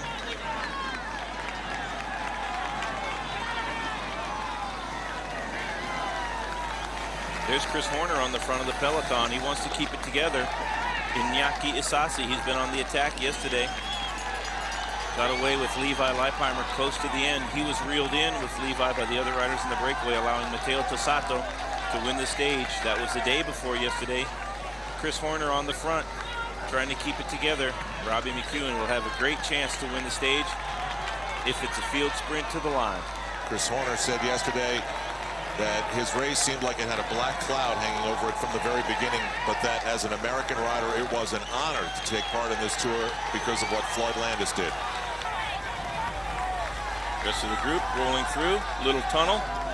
Is the pyramid famous now from the Da Vinci Code, designed by I.M. Pei, to the consternation of some French art lovers. The entrance to the Louvre. And it was I.M. Pei that also designed our mobile OLN studio. That used to be the Royal Palace, the Louvre, and they moved to the suburbs, one of the first suburban movements in human history, out to Versailles. Iñaki Isasi trying to prolong this attack. That is a very tall order just to hold off this charging pack on a flat circuit of the Champs-Élysées. We'll see where the group is. The group is just about 5 or 10 seconds behind. This is Aitor Hernandez, excuse me. Almost 4 hours behind on GC. So Landis has been in the yellow jersey. This man has been on the roads of France an extra 4 hours. It's another stage. It's a whole other stage. It's like his race was 21 stages. Half a work day and 4 extra hours in the baking sun. No fun at all. But Aitor Hernandez giving his everything to win a stage today. There he is, just in front of the peloton. It's not going to work, but it's nice to get a little publicity and let everybody at home know you're still in the tour and you still have some life left in your legs. Phonak is doing a good job of protecting the honor of the yellow jersey here. Yes, absolutely. That's the team with the yellow jersey expected to do the first few laps of tempo. And Phonak riders rolling through. David Miller on the wheel of the yellow jersey, Floyd Landis. With Jan Ullrich and Ivan Basso, the heavy favorites, I wasn't sure what our chances would be from the United States to get another win in the tour. But with riders like Floyd Landis, the chances are always good, and circumstances had conspired to give Floyd the opportunity to win this race, and he has taken that and run with it. And Floyd Landis now, there he is at the top of your screen in the yellow jersey.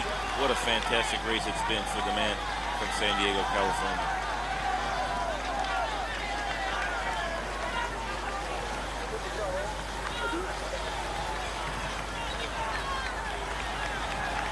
Salvatore Comesso trying to attack now. He's been in the attack on a stage of this race and just fell short. Still 28 miles to go, and it's all going to happen right here in the center of Paris. Comesso barely missing out on a stage with Pierre Fedrigo.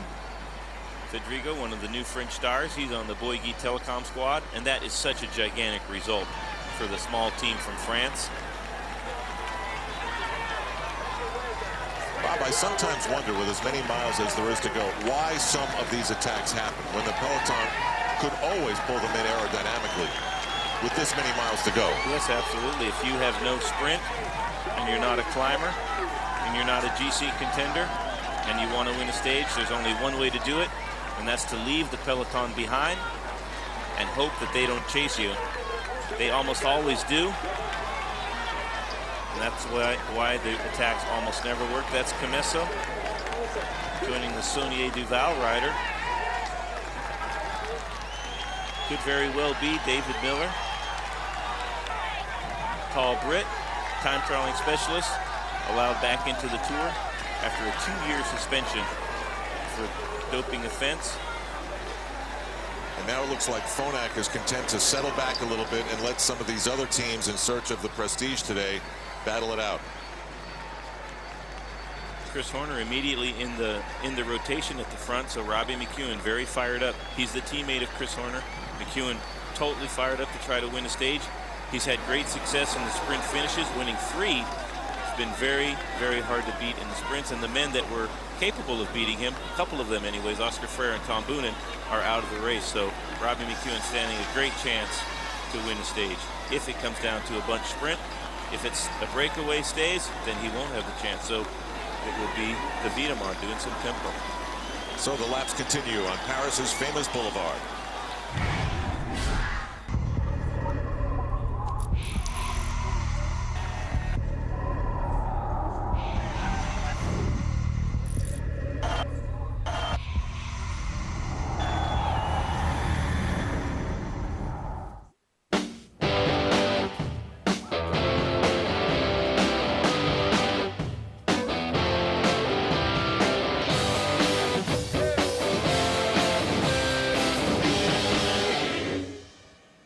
We were a great band of pillagers, but with so many people switching to Capital One, we've had to form a new band.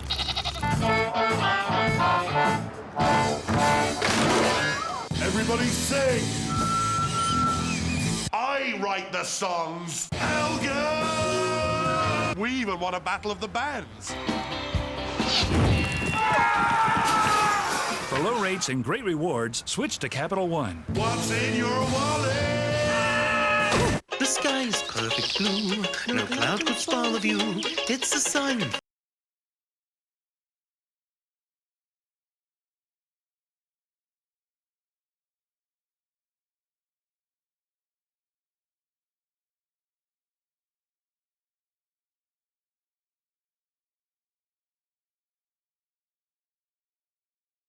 From above, that shows that we're in love.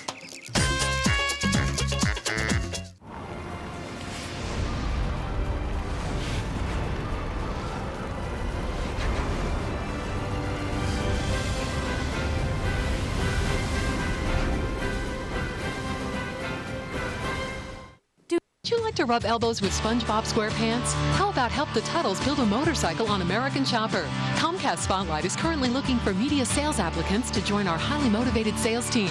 If you have media sales experience, great presentation skills, and ability to communicate creatively and effectively in a fast-paced environment, send in your resume to 2809 East Harmony Road, Suite 300, or call 493-5100. It's sometimes fast, it's sometimes furious, but it's always fun. Join our team today. Floyd Landis leads the Tour de France tonight. Landis is cracked, Phil. Landis is going off the back. I came here to win the Tour, and that's what I still want to do, and I'm not done fighting yet. This has gone according to plan. Landis has done enough to win the Tour. And that is the comeback and the story that brings us to this moment on the streets of Paris, moving past the Place de la Concorde, the luxury boxes that move every day to the finish line, the team vehicles, and everyone's watching now. Fabian Wegmann, Levi Leipheimer's teammate from Gerolsteiner, and Thomas Voeckler, who's trying to substantiate all those appearances in the earlier stages. Jens Voigt in a chase group just behind with an AG2R rider, and Phonak still on the front of the peloton. Those riders will not bother them at all. They need a crazy amount of time to get anywhere near Floyd Landis. There's not enough miles left in this race for any of those men to challenge the yellow jersey. So Phonak just doing a very reasonable tempo at the front of the group. Maybe buy that on the left bank tomorrow. Damiano Cunego, flat tire for the white jersey. He's got a long ways to go to get back into the group. He'll need some help from some teammates. There's got to be some panic in his head right now. This is a dangerous moment for Cunego. He had a 19-second lead coming into today. The peloton is charging hard to catch this four-man breakaway. Jens Voigt going by, Wegmann getting on his wheel. Voeckler struggling now to maintain the tempo of Jens Voigt. But at the back of the peloton, real drama for Damiano Cunego after a flat tire. Peloton is speeding along like they do, chasing a breakaway this close to the finish. And here's your standings. Just 36 seconds between Fothen and Cunego. Sprick an hour and a half behind. So Fothen now this is not the time to win the white jersey or lose it, but you still have to maintain the tempo of the peloton. So Cunego is going to have a tough chase. And Voeckler having a tough time just staying on the wheels of the riders in front of him, including that man, the tall German, Jens Voigt. You can see the time gap to the men in the breakaway. 2 hours and 52 minutes for Voeckler. Jens Voigt, 1 hour and 50 minutes. But the peloton hot on their heels. Another attack. Saunier Duval on the attack. Jens Voigt on the other side of the road looking over. Peloton at 8 seconds. Jose Garcia Vicente Acosta going across. Could be David De La Fuente, the rider from Saunier Duval. From some sprint points, Robbie McEwen has that competition locked up. U-turn at the top of the Champs. And Jens Voigt accelerating down the other side. A little bit of a descent in the tailwind today. Had a chance to do a lap on the bicycle this morning before the crowds before the caravan, before the riders, before the team cars, and yet there was still people already camped out to get the perfect spot to watch the last stage of the 06 Tour de France. So we'll keep an eye on it. Mentioned Damiano Cunego. Yesterday he won the individual time trial by 19 seconds. That meant his lead coming into today, as Bob just said, 36 seconds over his young German rival. Didn't get a chance to see him as the cars went around. Presumably he's back in the group, if not very close. See Phonak and Floyd Landis staying very busy, about 40 feet behind all this at the front. A lot of attacks with 22 miles to go. Here's a little group off the front. Garcia up close to looking back to see where the chase is. Phonak just doing a reasonable tempo, keeping Floyd Landis out of trouble. It's such a small peloton that if 5 or 6 or 7 or 10 guys get off the front and they cooperate well together, they might have a chance to stay away.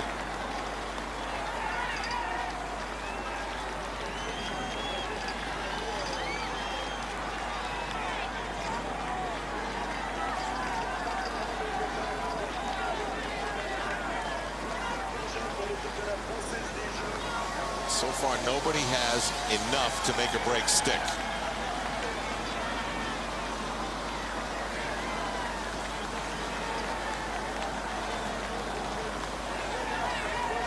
Jens Voigt persisting with his aggression, trying to stay away. He's already won a stage.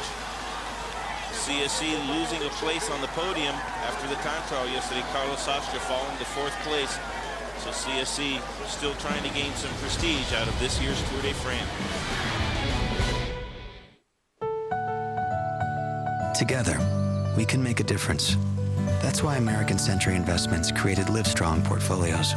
Mutual funds designed to support your goals and also help us support the Lance Armstrong Foundation's fight against cancer, because we believe that when you do something good, it can come full circle. Contact your financial advisor or American Century Investments for a prospectus that contains investment objectives, risks, charges and expenses, and other information that should be carefully read and considered before investing. I live strong for my little brother. I live strong for my mom. For my wife. For my teacher. For my grandma. I live strong for Pops. For strength. For my family. I live strong for my hero. For my best friend. I live strong for my grandbabies. I live strong for myself. Join AMD and HP in support of the Lance Armstrong Foundation. Every purchase of the HP Special Edition L2000 Notebook PC sends $150 to help people affected by cancer. Exclusively at CompUSA. Learn more at livestrongpc.com.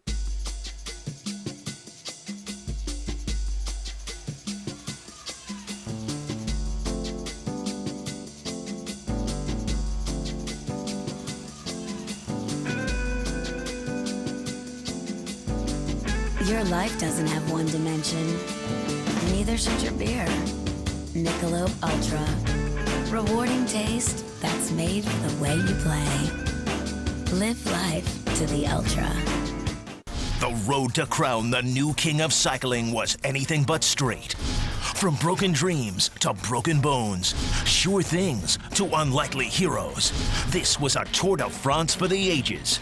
Relive every epic moment, from the shocking suspensions to the amazing comeback that led an American to Paris for the 8th straight year. Floyd Landis will win the Tour de France. The men who would be king. A Tour de France special next Sunday at 7 on OLN.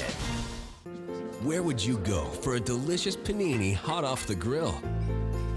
How about your microwave? Try a Corner Bistro panini from Stouffer's. Cooked on our revolutionary grilling tray, they're the only panini that actually grill to perfection in your microwave. For a crispy, restaurant-inspired panini at home, try our full menu of Corner Bistro panini.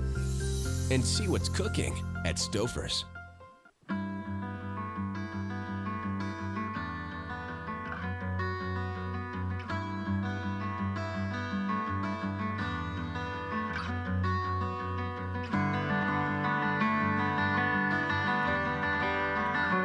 LL Bean gear.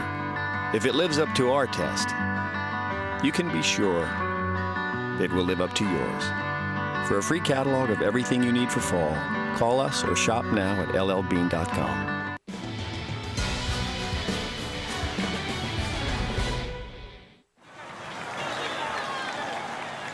What a great view of the race you get from being up in the top of the Ferris wheel. Here's your breakaway. Popovich going through now, taking his turn at the front. There's a lot of animation with these front riders. 34 Ks to go. Popovich already a stage winner as well, so at least 2 stage winners in this breakaway.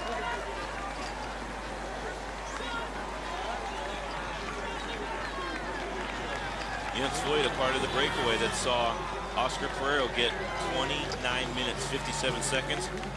Now this is a group the size of which could succeed. Absolutely. If everybody's cooperating, the wild card, the 2 riders from Davide Monlato, who will sit on and not cooperate at all, makes for a discouraging bit of effort being done. One advantage they do have, none of these riders GC contenders, so Phonak won't do a big chase. It'll be the other teams. And there are almost no sprinters left, so Credit Agricole might do some tempo for Tour Hrushov, but only if they've missed the breakaway. We'll have to see the full composition of that break. Credit Agricole does have 1 man in there. 1 chasing FDJ and 1 Liquigas rider chasing well. And there is the peloton now, starting to lose a little bit of time to this breakaway. This is what some people don't understand. Why didn't Oscar Pereiro go with this break?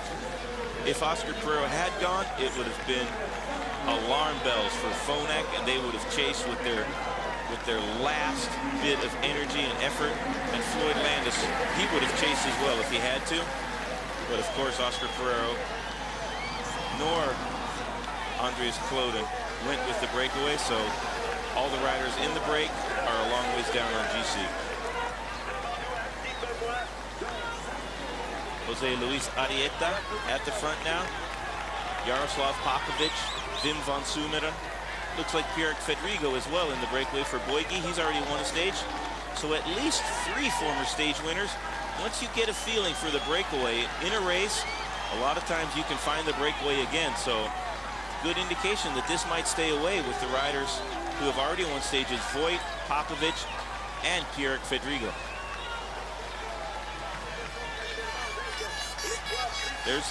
There's the peloton now, and not making the big tempo, allowing this breakaway to get up the road.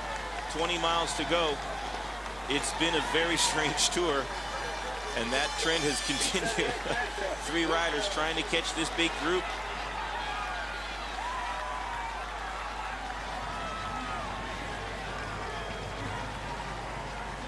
Garcia Costa asking Van Sumeren why he won't pull through.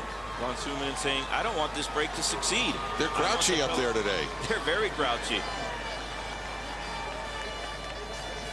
Albacini trying to bridge across, looking around for some help. One of the Credit Agricole riders trying to do the same. Carlos de Cruz there for FDJ. They're riding on the smooth part of the road, the only 6 inches of smooth road right in the gutter. This is your breakaway composition. Popovich there in the middle, Christian Knees on the back.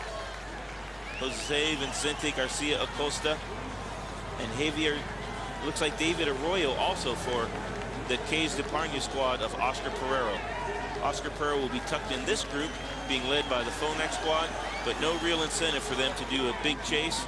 They'll be content to let this breakaway stay away. There's Floyd Landis in the yellow jersey right in the middle of your screen. So none of those men even close to Floyd Landis, part of a breakaway. And you can really feel it, the energy here. These riders have been on the road for 2,200 miles. They draw energy from the crowd. It's the biggest crowd they'll perform in front of, and they're trying to give them a good breakaway show. Jean-Marie LeBlanc saluted at the beginning of the stage. Floyd Landis, all smiles. He's in yellow on Champs-Élysées, and we still have about 20 more miles to go. OLN and Top Rank present the Sweet Science. Thursday night is now Fight Night. Today's top contenders, tomorrow's future champions, live in the squared circle. Plus, unforgettable fights featuring legends of the ring. Fight Night premieres with the NABF Middleweight Championship. Undefeated title holder Kelly Pavlik battles dangerous southpaw Bronco McCart. Fight Night premieres Thursday at 9, only on OLN. Honey, I'm going shopping. 20% off.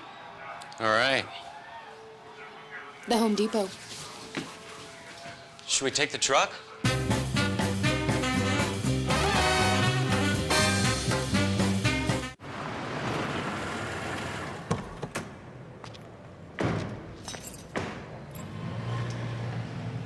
Spot.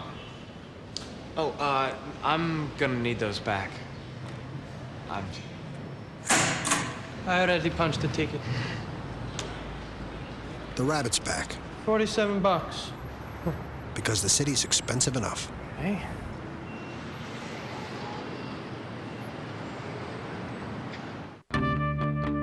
When we set out to build an entirely new type of motorcycle, we looked everywhere for inspiration, except to convention. The 113 cubic inch fuel-injected Star Roadliner. We build it, you make it your own. Test drive one today at participating Yamaha dealers. Now get a 5-year warranty plus low 5.9% financing on any Roadliner or Stratoliner. Got a big family? A lot of Toyotas are larger than you think. Take the Sienna. This minivan has tons of space, and you can seat up to 6 in this Tundra with room for a load of plywood in the bed. Or there's the Sequoia. It seats up to 8 people. And I needed a larger vehicle for my boys. Get a fill-it-up card worth $1,000 on any 06 Tundra, Sienna, or Sequoia. Toyota, a smart way to keep moving forward. It's the GMC Red Letter event, the best time to get the best selection of 06 GMC trucks and SUVs, like a Sierra 1500 Crew with best-in-class V8 highway fuel economy. Right now, get an 06 Sierra 1500 SL Crew 4-wheel drive for just $25,370 after all offers. Or qualified buyers get 0% APR for 60 months. Or get an all-new 07 Yukon with best-in-class fuel economy. See the pros at your participating Colorado GMC.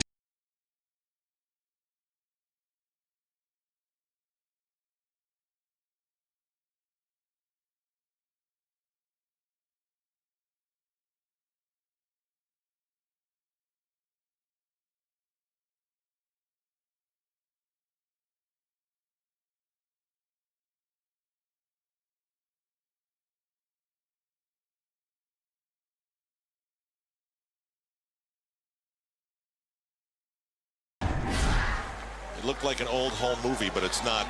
Our crew that assembles that stuff does an unbelievable job. We have 17 miles to go in stage 20. Here's the deal. There's a 15-man breakaway. No threat at all to the yellow jersey of Lance Armstrong. That's just the way the peloton works on a flat stage like this. But moments ago in front of Phonak, the team of Robbie McEwen, the Cofidis team, they came to the front to try and energize the peloton to catch this breakaway so that their guy, Robbie McEwen, could be part of a sprint. This is the breakaway. 2 DeVita Monlotto riders. The man in the front, Wim van Sumeren, and American Chris Horner. American Chris Horner, this is his best chance to win a stage in his career at the Tour. It's only been 2 years, but he will not be obliged to do any work at the front. If it comes back together, his teammate, Robbie McEwen, having a great chance to win the stage. There's Chris Horner now, just coming into your screen. Jaroslav Popovic is there as well. Chris Horner does not want to do any work.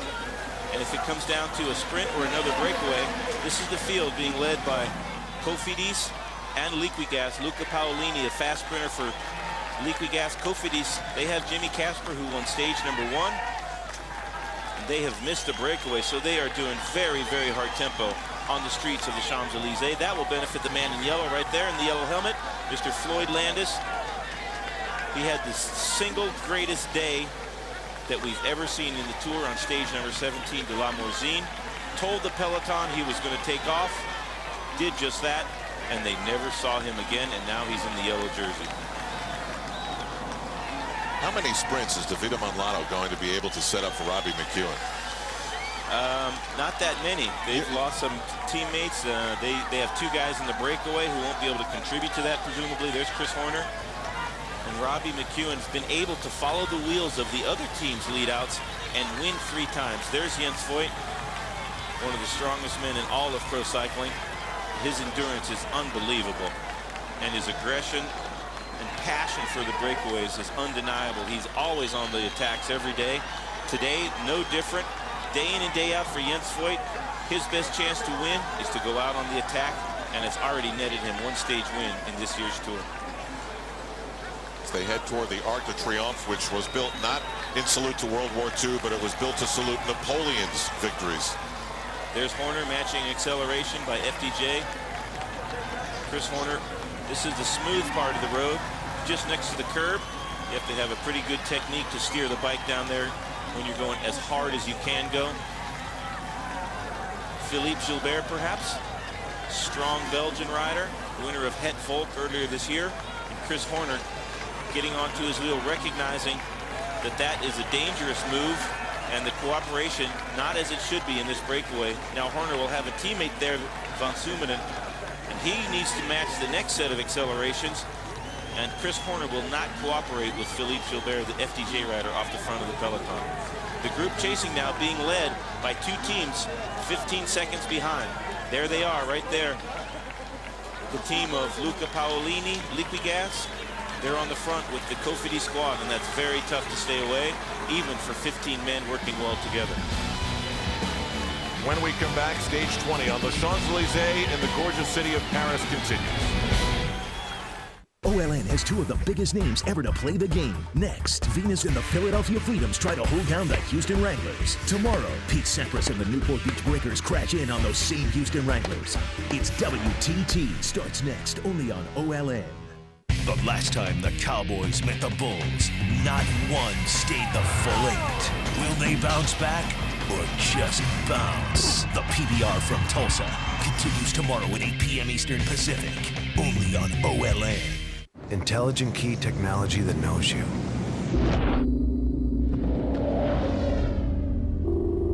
Seats that hug you. A ride that spoils you.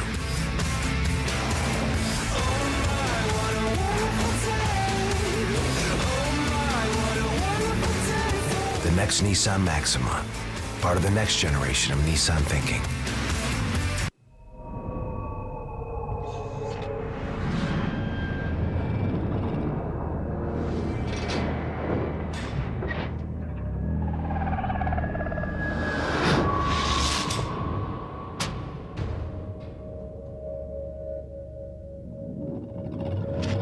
Magnesium alloy roll cage. The Lenovo ThinkPad T60 with Intel Centrino Duo mobile technology.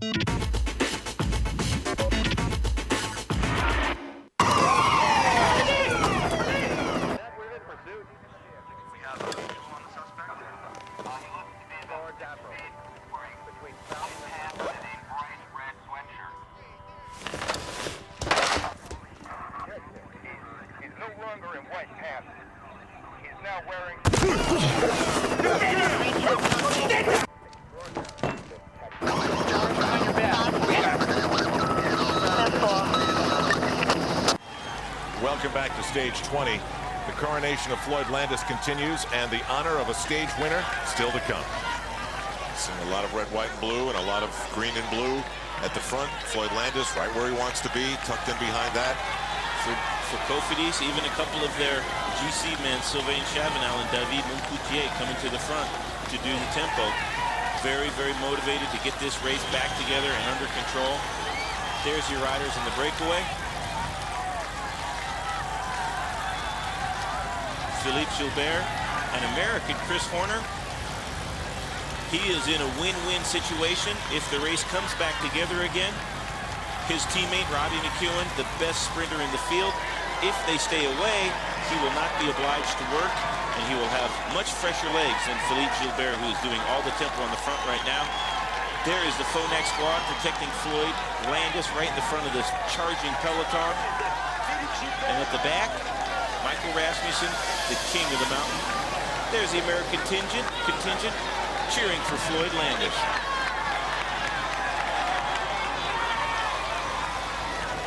Just under 15 miles to go in this edition of the Tour de France.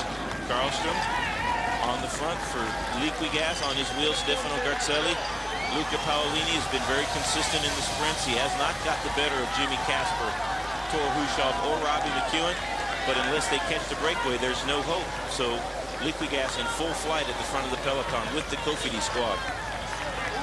Here's the riders protecting Floyd Landis. Floyd has one of the best wheels in the peloton to sit on, and that is Axel Merckx, the tallest man in the Tour de France. And the team in green and gold is trying to finish this as proudly as they can. Two riders in the lead. They are 5 seconds ahead of a group that is 22 seconds ahead of the peloton with 14 miles to the finish line. That obelisk goes back centuries. It was a gift from Egypt in the 1800s. It took 4 years to bring to Paris. Seems like it's taken us 4 years from Strasbourg to get back to Paris. Pierrick Fedrigo, Jaroslav Popovic on the front, Wim van Sumeren. The FDJ rider will not cooperate either. He has a teammate just off the front of this group. And here comes the peloton. The peloton led by Kofidis and Liggett, two very committed teams. David Miller making the breakaway also, the Saunier Duval rider in all yellow. Agri Tubel, Milram, Euskaltel, almost all the teams represented. Liggett is not in there, and they're doing a big chase behind, nor is the Kofidi squad.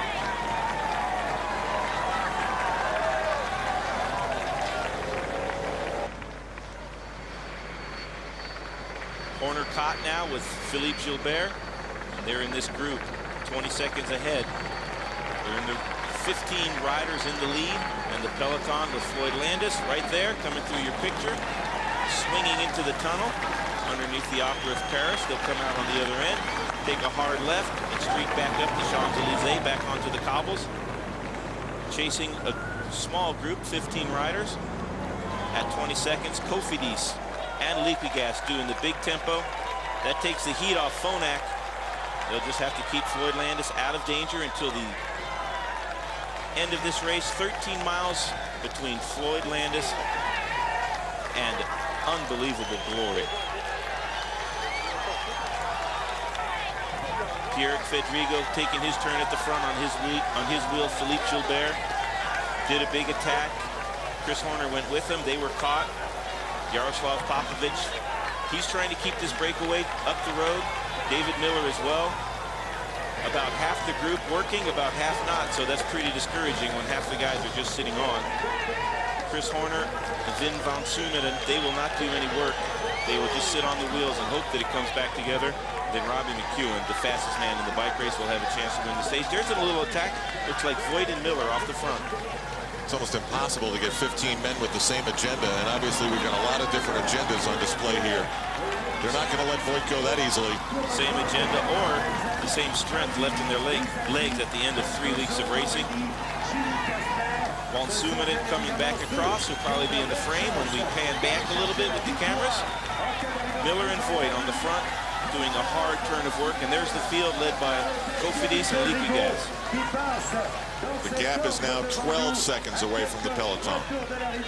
This is a long, tough, false flat up to the Arc de Triomphe.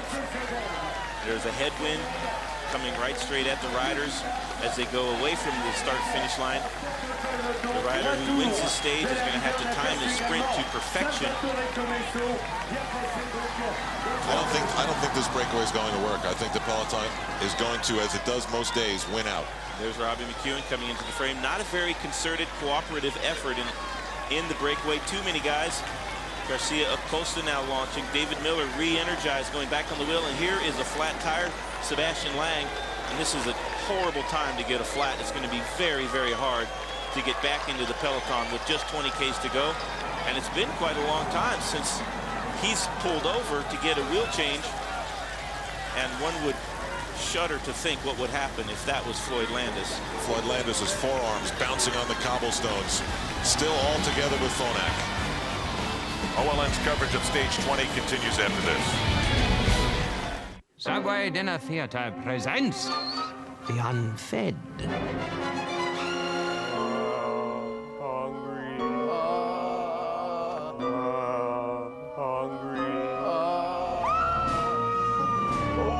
I smell a black pasta. And for dinner, Subway restaurants. And the delicious new bourbon chicken sandwich. Tendered chicken in a zesty sauce, hot and fresh from the oven on freshly baked bread. Subway, eat fresh. Saab was founded by 16 aircraft engineers.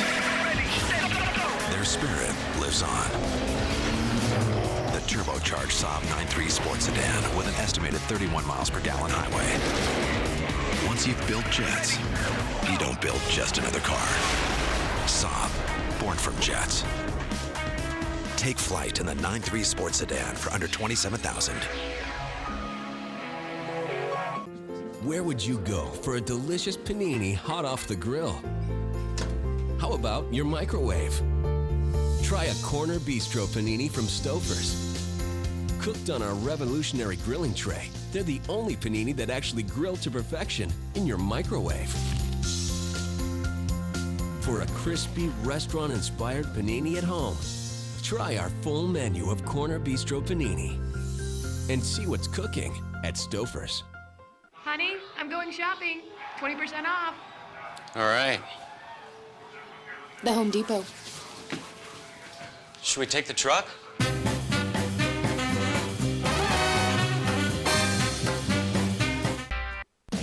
Bicycle Village, the ultimate bike shop. Bicycle Village has Colorado's largest selection of bikes, from tandems to trikes to top-end bikes. All the best brands and the largest selection. Over 1,000 bikes set up and ready to ride from the brands you want, like Trek, Specialized, Raleigh, Lightspeed, and more. Only Bicycle Village offers same-day bike service to get you back on your bike quicker. Plus lifetime tunes and an unbeatable performance guarantee on every bike we sell. And we always guarantee the lowest prices. Bicycle Village, the ultimate bike shop.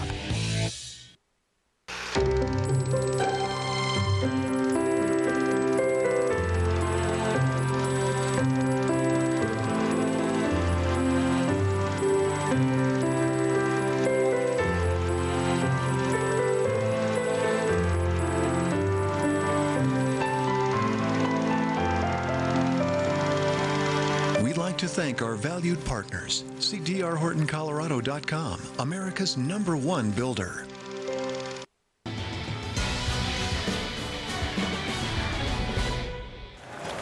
Floyd Landis still in the main pack.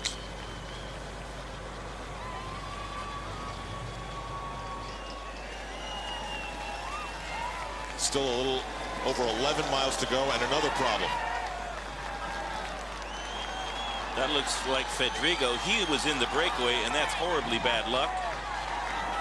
He's going to be passed by the peloton, and he will have a hard time catching back up after moments ago being in front of the lead group. There it is, thundering down the Champs-Élysées. You can see riders sprinting, trying to get back into this group of 6. Garcia Acosta asking Chris Horner to work. Chris Horner saying nope. We wanted to come back to a field sprint. That way we have a much better chance to win the stage.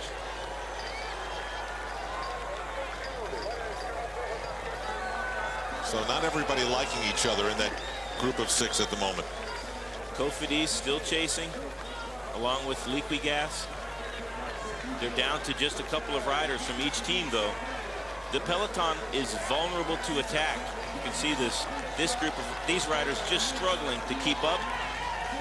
3 T-Mobile riders at the back, including yesterday's stage winner Sergei Gonchar, dominating the long time trials in this year's tour, winning both of them by wide margins. But Floyd Landis doing enough to get the time back from Oscar Pereiro to complete one of the most beautiful stories in the history of cycling. His return from the collapse at La Toussuire, and the most magnificent ride we've seen on a single day in all the years of the tour to Morzine, and then a beautiful time trial. Floyd Landis in the yellow jersey on the Champs-Élysées. There's Pavel Pererno, so a reorganization at the front. This group trying to get to the 6 in the front, and here's the peloton catching them. Never mind, Euskaltel saying that was a decent try, but these guys are going way too fast today.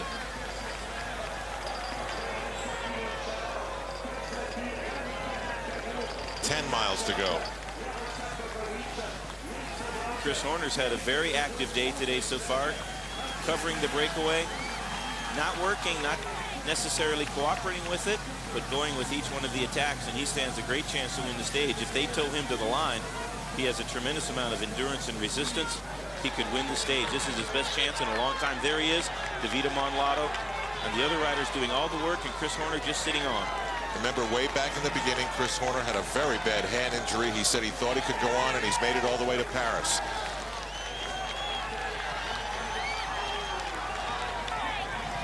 But if they don't work together, they're not going to stay away. There's Sylvain Chavanel. David Moncoutier also doing work at the front with Bradley Wiggins. Here's Pierre Federico. He had the flat tire, and just a few Ks has been able to get back onto the group. Here's Sebastian Lang. He had that long change after a flat tire. He is getting close to the red zone, chasing on. 173 beats per minute. His maximum probably just over 180, 190. So he is at about 100% of his effort, producing some huge watts right there, trying to get back into the group. He's a fantastic time trawler, and he might have a chance to get in, but that's going to be a tall order. Just under 10 miles to go to the finish line.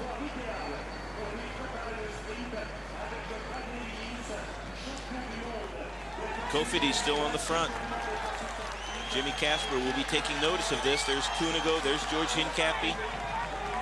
Jimmy Casper, winner of stage 1, will be taking note of his teammates' effort to get him back into the frame to win the stage. Mikel Astarloza, he's trying to break away, going away from that group, not happy with the composition and the lack of cooperation, so he's trying to reduce those numbers, being chased down by Chris Horner and Christophe Laneuville.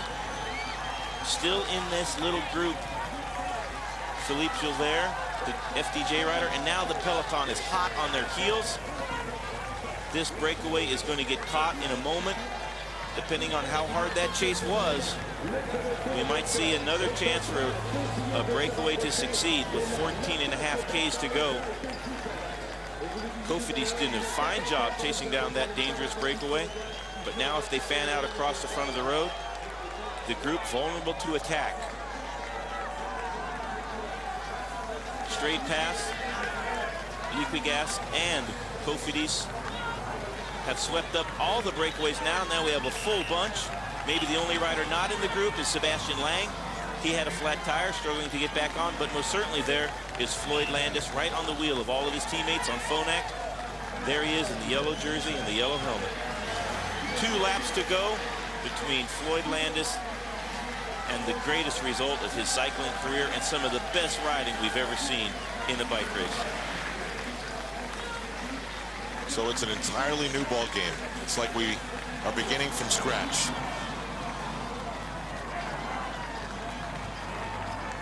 Now you can see the peloton slowing down. They want to conserve as much energy as they can before the final dash to the line, but they have been willing so far today to expend the maximum amount of energy to catch the dangerous breakaways. And here is the tailing riders in the back of the group, and that is a long day at the office when you're sitting on the back just struggling to stay on the wheels. The German word for safe is sicher. The Portuguese word for firewall is muro de fogo. The Chinese word for password is mima. My company's in 17 countries now, and I can say secure in every one of them. Dynamic networking from AT&T identifies security threats before they're problems, so Jane's confidence grows right alongside her company. The new AT&T, your world delivered.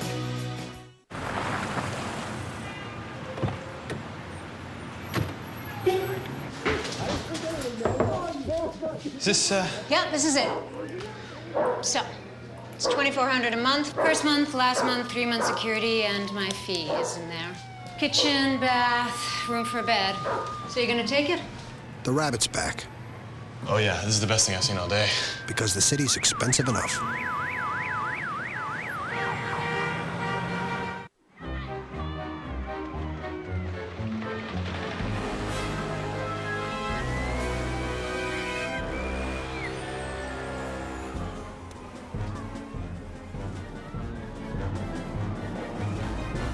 Bedhead. Proof that you've experienced the new Hampton bed. A plush comforter, a crisp white duvet, and choice of pillows. You'll be well rested and ready for anything. Hampton, home of the proud bedhead. OLN's having a summer bash, and we're bringing the punch. Every Thursday, it's Fight Night, featuring live bouts and classic clashes. The best little leaguers from around the globe swing for the fences at the Cal Ripken World Series. Plus, World Team Tennis smashes right through to the finals. The battle of the sexes explodes on Survivor Vanuatu. And no bash is complete without the beef. The PBR returns with a vengeance. OLN Summer Bash. It's a guaranteed hit.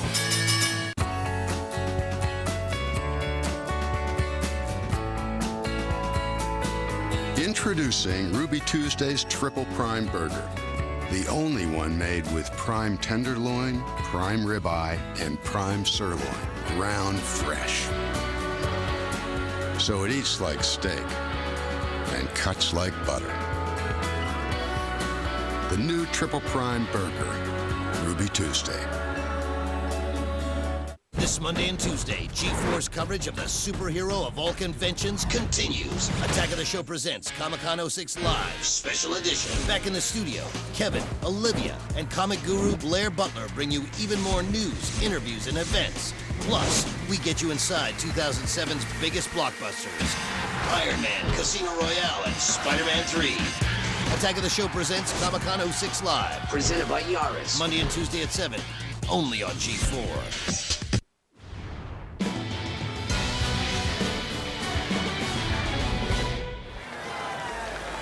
Peloton shaped like an arrow heading down the Champs-Élysées.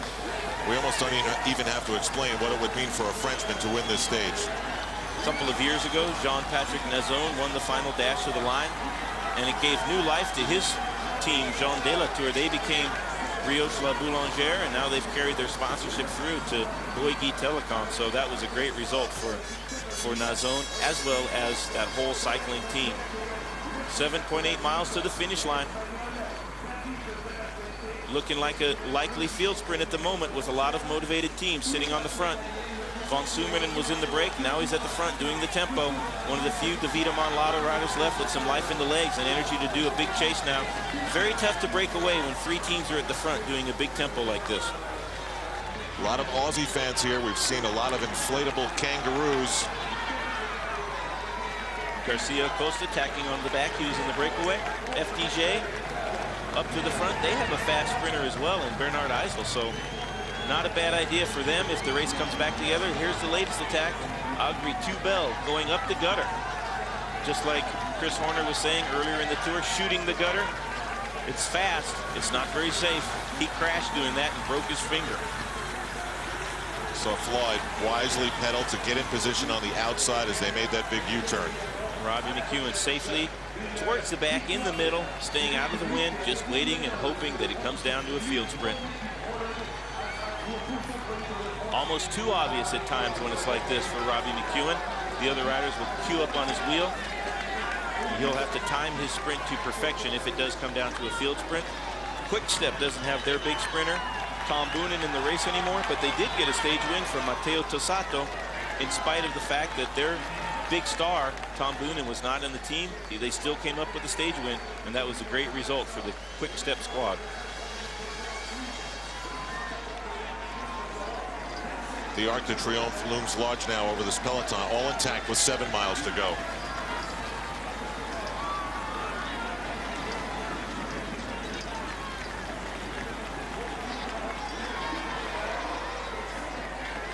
So in just these few laps, we've seen a little bit of what happens in cycling. Breakaways happen, breakaways are caught.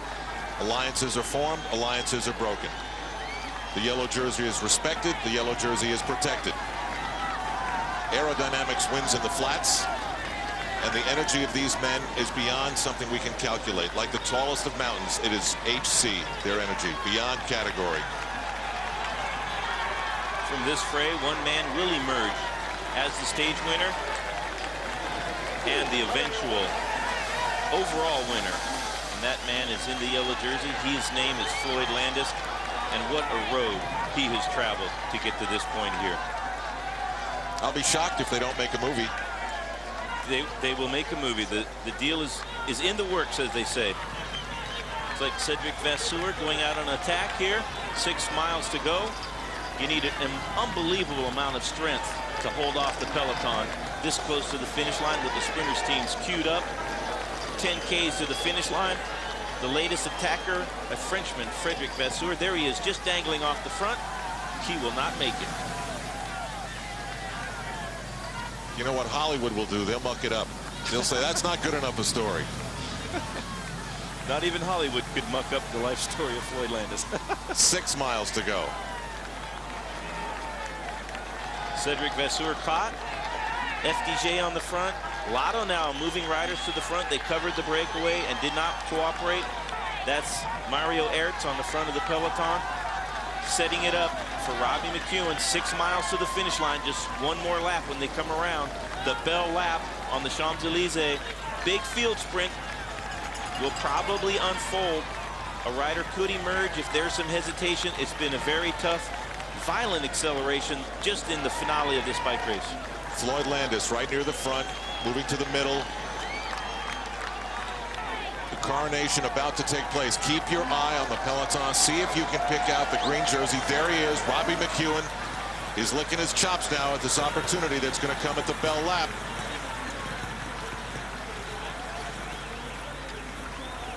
Because if it comes to a sprint, there's really been no one left in the race who's come close to Robbie McEwen. Has spent most of the day in this part of the field, out of trouble, following the wheels, and now he's moved way up. You can see him just a couple of riders behind the yellow jersey of Floyd Landis. Floyd Landis perfectly positioned. He only has a few kilometers before he will be safely in. Crédit Agricole on the front. Tor Hushovd will dice it out with McEwen. Bernard Eisel, only a few sprinters left. Eric Zabel. Lotto doing a great job today. They didn't have the firepower to do the big tempo at the front, so they sent Chris Horner and Johan von Sumenen into the brakes. They did not cooperate. Those brakes were caught. Here comes something. There's George Hincapie getting something started on the left-hand side of your screen. Let's see if they launch an attack. Popovich was in an earlier one. Here's further down the line. That's the back of the peloton. All together, 4 miles to the finish line. One lap around the most famous street in all of cycling, the cobbles of the Champs-Élysées at the end of the Tour de France in Paris, France. It's time for the final lap of stage 20 and the coronation of the man who would be king. When we come back, Phil Liggett and Paul Sherwen have the call. OLN Survivor Wednesdays returns with an earth-shaking season. Brace yourself for Survivor Vanuatu Islands of Fire. The gender war is about to explode. Survivor Wednesdays Vanuatu begins Wednesday at 7 p.m. on OLN.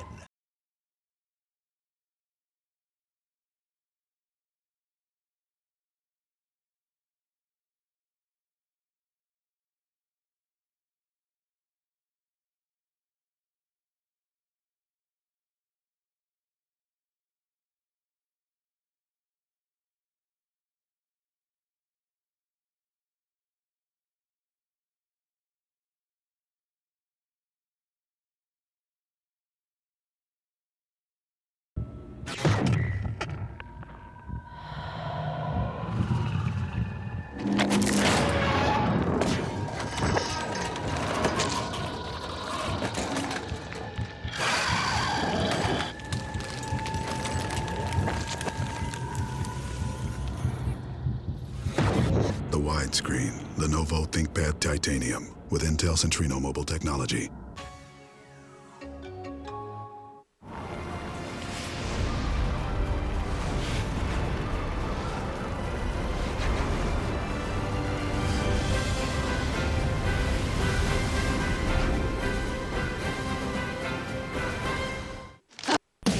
Bicycle Village, the ultimate bike shop. Bicycle Village has Colorado's largest selection of bikes, from tandems to trikes to top-end bikes. All the best brands and the largest selection. Over 1,000 bikes set up and ready to ride from the brands you want, like Trek, Specialized, Raleigh, Lightspeed, and more. Only Bicycle Village offers same-day bike service to get you back on your bike quicker. Plus lifetime tunes and an unbeatable performance guarantee on every bike we sell. And we always guarantee the lowest prices. Bicycle Village, the ultimate bike shop. Welcome to the Real World Key West. Don't act like an 8-year-old. I'm not going to listen to it anymore. Someone's getting kicked off the show. Check out The Real World Key West, Tuesday nights at 10, only on MTV. It's Subway Restaurants' Get Away and Play Instant Win game. You can win great food prices and trips to any Frontier Airlines destination, including Mexico and Canada. Fly in today and play. Subway, eat fresh.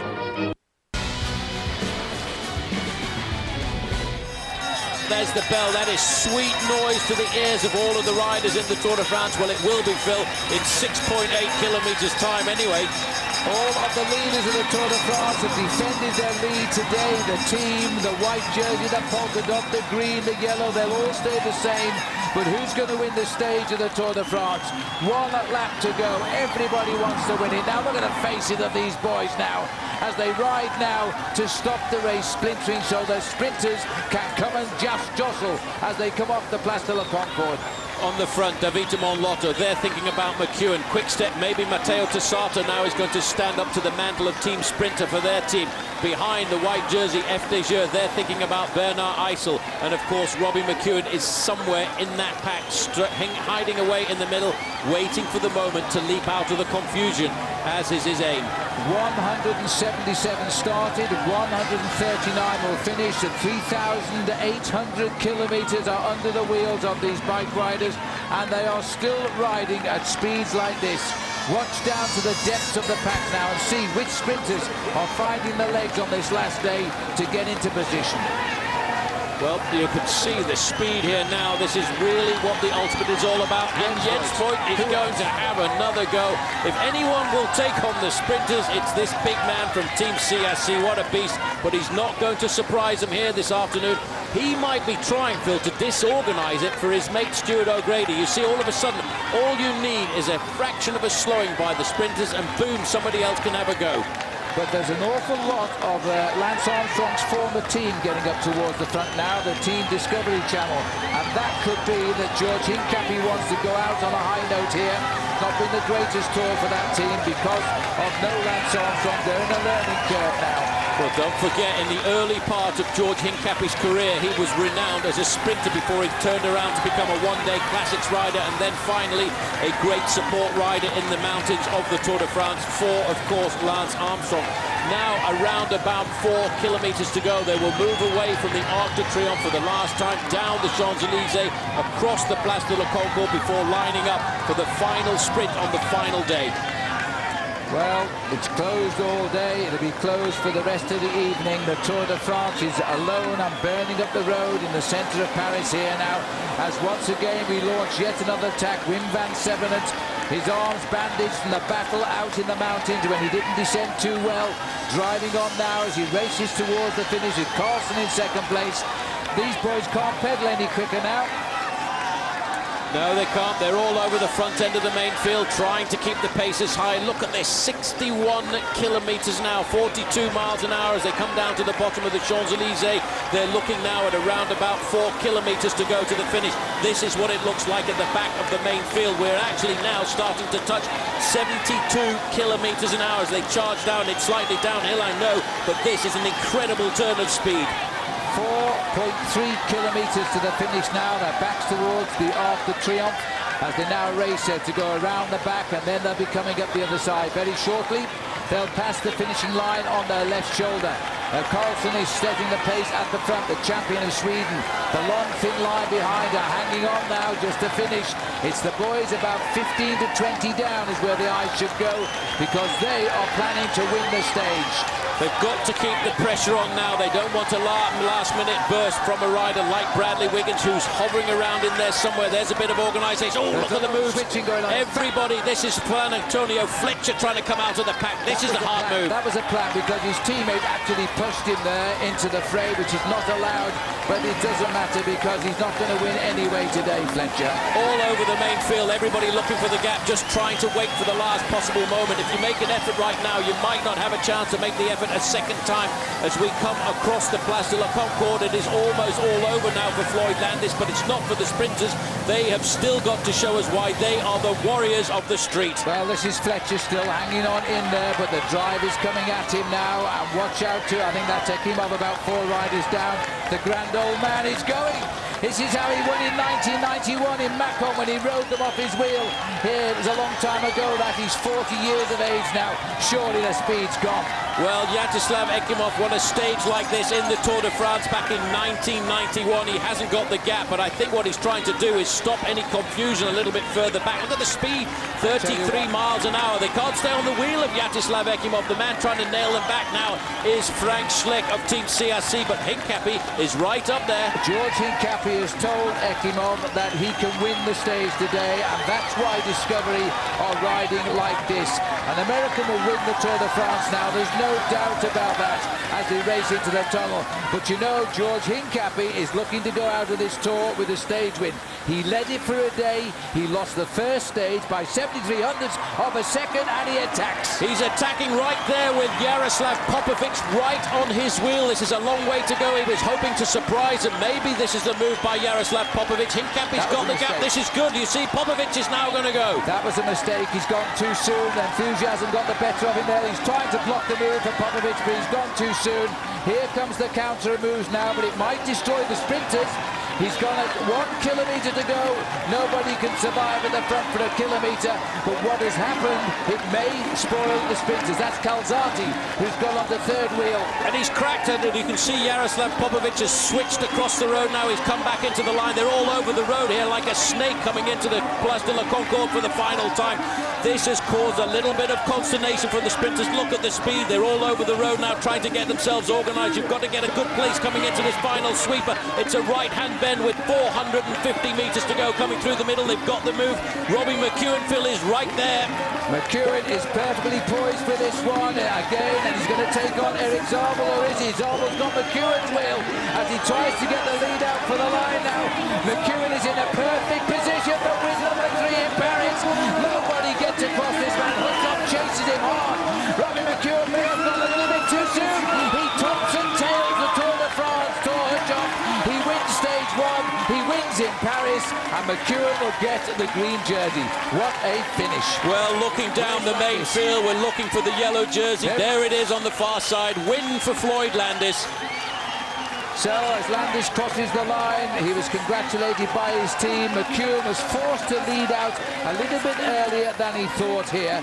But Thor Hushoff, the man who lost his chance in the opening week of retaining the green jersey, comes by with a super sprint finish in the end. Really, at that stage, McEwen should have won. It was too soon to launch, and in fact, Hushoff was simply brilliant. He tops and tails the Tour with a win at both ends. Well, I told you a little bit earlier on, Phil, you have to be very careful with the sprint on the Champs-Élysées. The excitement, the nerves of the last day, being on one of the most beautiful avenues in the world. If you start the sprint too soon, you will always fail down towards the end. Thor Hushoff knew that. He got it just right.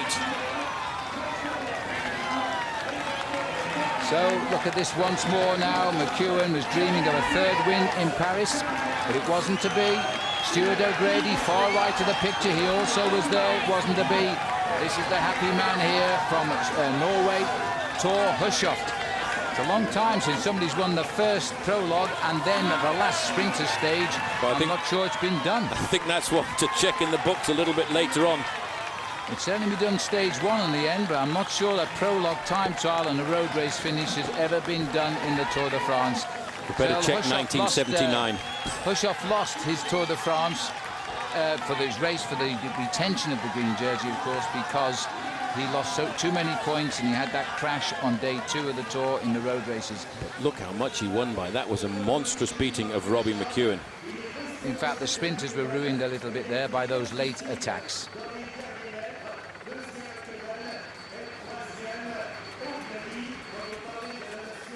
Thor Hushoff has won the last day of the Tour de France after winning the prologue in Strasbourg. This man has won the Tour de France. Another American has come fourth.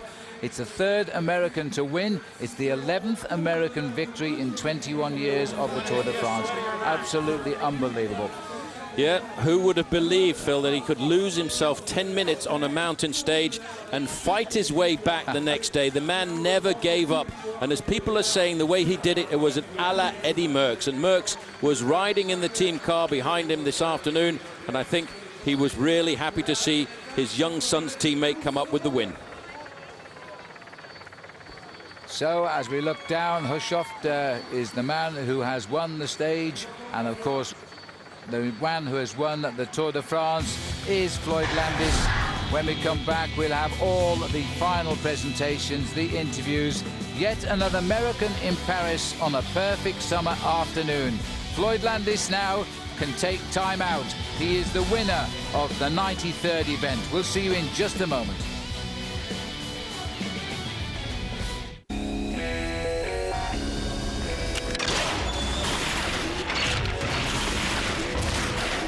Saab was founded by 16 aircraft engineers. Their spirit lives on. Introducing the all-new Saab 97X. Once you've built jets, you don't build just another SUV. Saab, born from jets. Take flight in the 97X SUV for under $39,500. 53-minute time. They are piling it on. Look at the time of Team CSC. 52:28.19, an average speed of 55.57 kilometers an hour.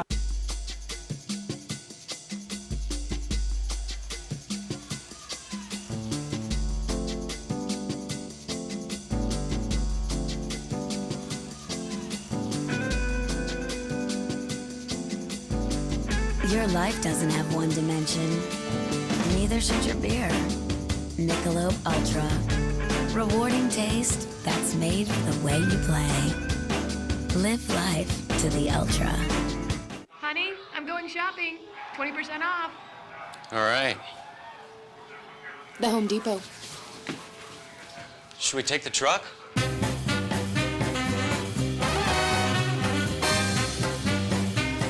The road to crown the new king of cycling was anything but straight. From broken dreams to broken bones, sure things to unlikely heroes, this was a Tour de France for the ages. Relive every epic moment, from the shocking suspensions to the amazing comeback that led an American to Paris for the 8th straight year. Floyd Landis will win the Tour de France. The men who would be king. A Tour de France special next Sunday at 7 on OLN.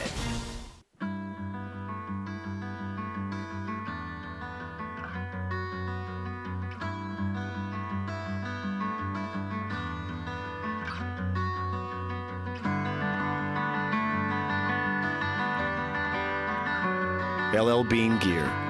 If it lives up to our test, you can be sure it will live up to yours. For a free catalog of everything you need for fall, call us or shop now at llbean.com.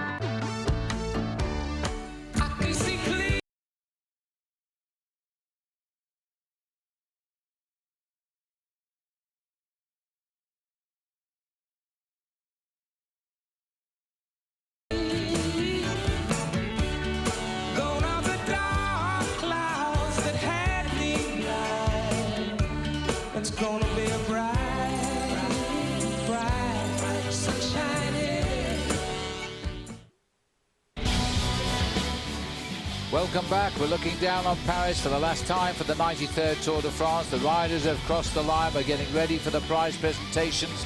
The top prize will again go to an American. Floyd Landis has won the Tour de France. The first time for him, but it's the 11th time for Americans. This is the finish today. The great stage win by Thor Hushovd outwitted all of the pure sprinters. He won the time trial on day 1. And now on day 21, he wins at the last stage of the Tour de France. Terrific finish and a nice result for him too, because he was the rider who got that badly cut arm on the stage from those big cardboard hands. But what a day for Floyd Landis. He was never in trouble. The team looked after him. He was under a lot of pressure, though, because you do have to stay at the front of the main field. You do have to stay out of trouble.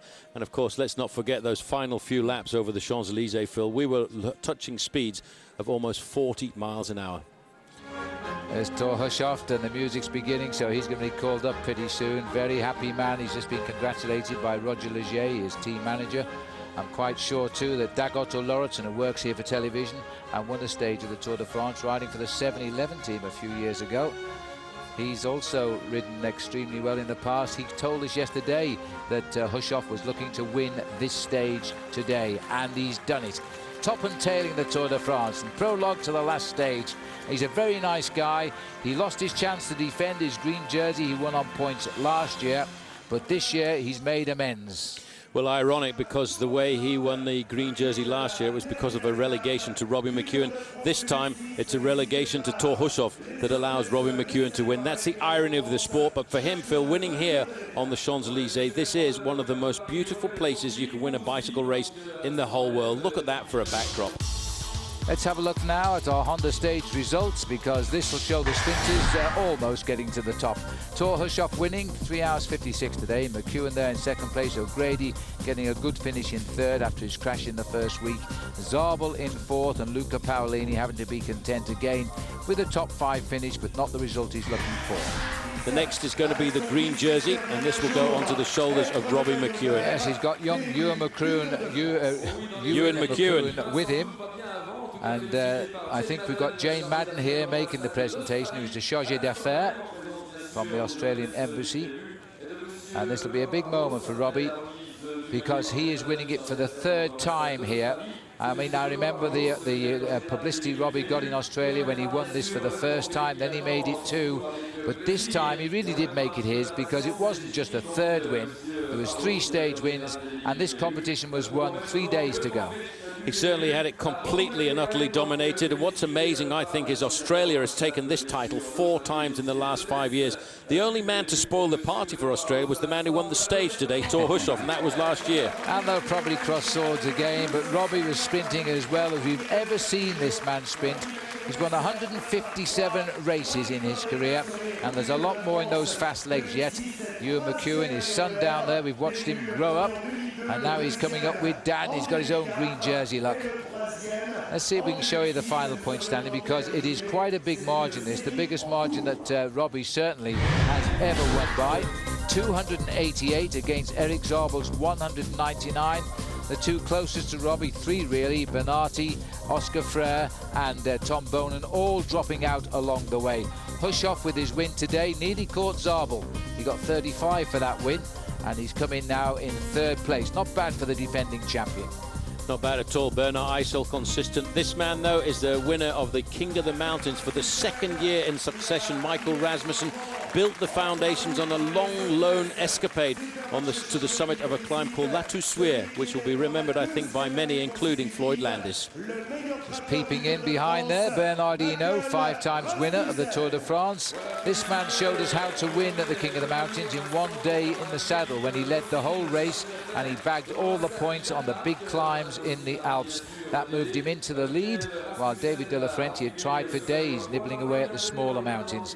He never looked like being anything less than the King of the Mountains after that. Young kid, pretty handsome looking there in his polka dot outfit. His wife, by the way, is a Mexican mountain bike rider. And today I think he will be thinking about a possibility of trying to ride the Tour de France 1 year for the overall victory. This year he dedicated himself very much to Denis Menchov, a former winner of the white jersey classification in the Tour de France. And Menchov didn't quite come up with the goods when we came into the big Alpine passes. He was probably not quite as good as his teammates like Rasmussen or even Michael Bogert on a number of occasions. And the chargé d'affaires from the Danish embassy, Brigitte Moussin, was making the presentation there to Michael Rasmussen. Resplendent for the 2nd year. Not bad for a mountain biker. He transferred from being a world champion riding mountain bikes to a King of the Mountains for 2 years now of the Tour de France. 166 points against 131. Rasmussen took most on 1 day. The very next day, Landis took all of his, and he couldn't quite catch up with Rasmussen. Now, this is the first time in the Tour de France for this young Italian, Damiano Cunego. He was the youngest rider to win the Tour of Italy since Fausto Coppi, who is just over 21 years of age. Now he's just over 22 years of age, and he's looking at a future riding the Tour de France, but maybe not. Yesterday morning, Phil, I would not have given this man any chance at all of winning the white jersey competition, because he was only 5 seconds ahead of a very good individual time trialist, Marcus Foten. Patrice Claire of the organization here, ASO, is presenting the white jersey to this young man. What a ride that was in the time trial, though. At the first time check, I got a real shock. Well, that's what the team management of Marcus Foten said, the rider who had it, and was a former young world champion at the time trial. He said Marcus didn't lose the jersey, Cunego won the jersey. And I think that was a very fair description. This man delivered the ride of his life yesterday, when he only had a lead of 5 seconds at that time. Must have had a little scare, though, on the Champs-Élysées, because a flat tyre at the wrong time could have robbed him of that lead. He only had 36 seconds advantage going into the final day over Marcus Foten. There, it was 38 seconds, actually, over Foten. But look at the gap back down to all of the other riders. 1 hour. An hour and a half to Mathieu Sprick. Damiano Cunego retained that name. He might not be at the Tour de France next year, but in a couple of years to come, Phil, I'm sure he'll be back. So we're getting down to the major awards now. There he is, all smiles, and all of the journalists reflecting in his sunglasses. Here he comes, wait for it, after 7 years of Lance Armstrong. And they all thought there was going to be no more Americans for a while. They were wrong. Floyd Landis steps up to take the Tour de France as his first serious attempt to win it. Well, who would believe when we got to the summit of the Alpe d'Huez, this man took the yellow jersey. We thought, right, that's it. Floyd Landis is going to win the Tour de France. The next day, he was blown away on the slopes of La Toussuire. The day after, he brought his way back into it on the road to Morzine. What a story. A huge round of applause there also from Jean-Marie Leblanc, who's off to the left of our picture here. The man who now retires as the director of the Tour de France. There he is. They gave him a maillot jaune yesterday. Now he's passing the final maillot jaune of the Tour de France to Floyd Landis. He won it, he lost it. He won it, he lost it, he won it. The other man there as well, congratulating Floyd Landis, Bertrand Delanoë, mayor of Paris. And that's a special little LCL, Crédit Lyonnais line there for Floyd Landis to take home with him back to San Diego at the end of the Tour. So, amazingly, America continued to dominate the Tour de France. Greg LeMond started it all. Lance Armstrong won 7 straight, and now Floyd Landis has won 1. Unbelievably, the man is requiring a replacement hip in the months ahead, and he still wins the Tour de France. Great performance, but I tell you what, Phil, the most impressive thing I think about Floyd Landis's performance was that it looked as if he'd been completely blown away. He and the team came out the day after he crumbled on the slopes of La Toussuire to battle, go out on a breakaway, which is theoretically, according to the way we understand the sport, impossible. 130-kilometer breakaway, finishing with 6 minutes advantage over the second man on that occasion, Carlos Sastre, and bringing himself back to within 30 seconds of the overall lead. What a day. Bravo, Floyd, impeccable. This is what's happening now behind the scenes. He gets to sign all these jerseys, which will be given away later to the VIPs and the very privileged few of the maillot jaune of the Tour de France. This is the team that brought him home. Sadly, not able to ride around the Champs-Élysées because he was eliminated yesterday, Robbie Hunter, yet he was the strong men, and everybody's sad about that. Well, it's a shame to see the retirement of riders, but let's not forget also Martin Perdiguero, a teammate of Floyd Landis, on the big Alpine stage over the Galibier. He went down in a nasty crash, but he still came out to fight the next day. Now, Phil, we will see the top 3 riders in the Tour de France this year. So on to the stage now to meet the winner. They battled it out on the Alps. They battled it out through the Pyrenees. Andries Kloden to the right gets third. He finished second, remember, to Lance Armstrong a couple of years ago. Oscar Pereiro, twice before finishing 10th, now finishes second. They led him back into this race. The presentations again being made here now by Craig Robert Stapleton, the ambassador to France from the United States.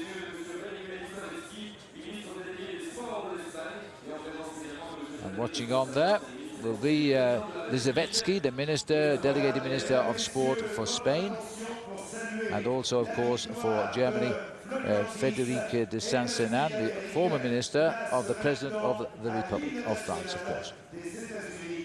Well, we're waiting now for the big moment, the 8th time. Here we go.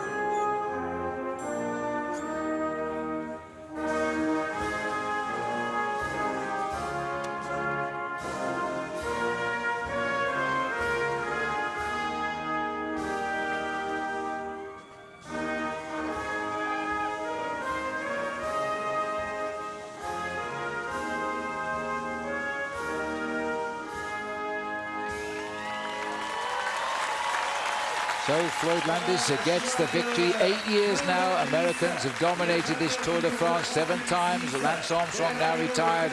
Up comes Floyd Landis, a former teammate of Lance's. Formed his own team last season, and now, as by the new tradition set by Lance, it looks like we're going to have a speech from the winner. Thank you, everybody who kept believing, most of all my team, when things weren't going so well. They kept fighting and never stopped believing. And secondly, this one is dedicated to Andy Reese, the most important guy behind this team and the happiest guy here today, I think. Thank you to all of you. Yes, Andy Reese is the team owner of Phonak, and he will be the most excited guy there, I reckon. Well, he was the man who put together a team, he built up a team, and he supported and believed in men like Floyd Landis. Landis was brought into the team initially as an apprentice leader, and all of a sudden was dropped into the top end of the sport, and all of a sudden he learned to live up to that mantle as leader of the team. And what a team he built this year, and he really required his team to rise to the occasion, especially Phil on stage 17, which I'm sure we are going to talk about for many, many years to come, because he did what most people would expect was impossible. He dragged himself from out of the top 10 back into the position of contender. When he told his team, you better get ready for a hard day, boys, I'm attacking tomorrow, they just didn't believe him. They said, you are joking, aren't you? And he wasn't, as we now know. He gets the trophy from the Tour de France. The team will change its name at the end of this season. It'll become iShirt, which is a British-based investment company. And who knows whether Floyd would ride for them or not. Well, it's been very successful for Phonak throughout these years of their sponsorship, because now it's a company name which is known throughout Europe, and it's known by around about 75% of the Swiss population, which is where the company is actually based. But for Floyd Landis, he's not worried about facts and figures. All he's worried about, Phil, is being the winner of this bike race. 11 times in the last 21 years, America has taken the title away. We haven't finished yet. We'll wrap everything up for you of this amazing 93rd Tour de France. When we come back, we will be with Al Trautwig and Bob Roll. That's next.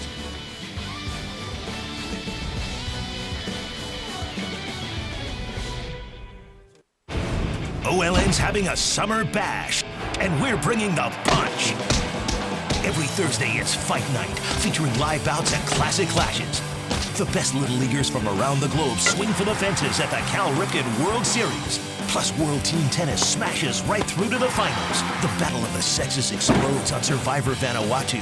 And no bash is complete without the beef. The PBR returns with a vengeance. OLN Summer Bash. It's a guaranteed hit. Ooh, I need a fix. Come on, man, I'm corrupt. Bob, just one game card a day. Play the Tour Mania Scratch and Win sweepstakes at your local Trek dealer for a chance to win one of thousands of sick prizes, including a ride with Lance, and get a healthy dose of savings on bikes and accessories. Play every day at TrekBikes.com. Nope. No.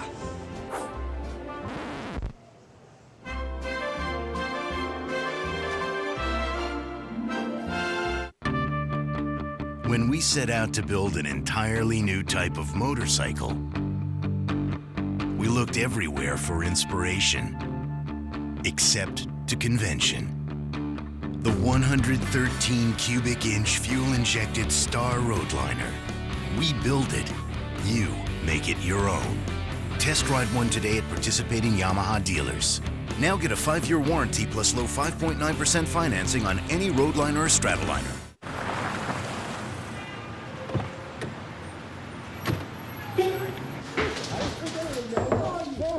Is this, Yeah, this is it. So, it's $2,400 a month. First month, last month, 3-month security, and my fee is in there. Kitchen, bath, room for a bed. So you're gonna take it? The rabbit's back. Oh yeah, this is the best thing I've seen all day. Because the city's expensive enough. Hi.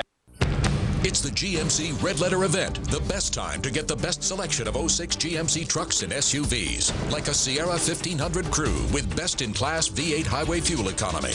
Right now, get an 06 Sierra 1500 SL Crew 4-wheel drive for just $25,370 after all offers. Or qualified buyers get 0% APR for 60 months. Or get an all-new 07 Yukon with best-in-class fuel economy. See the pros at your participating Colorado GMC dealers.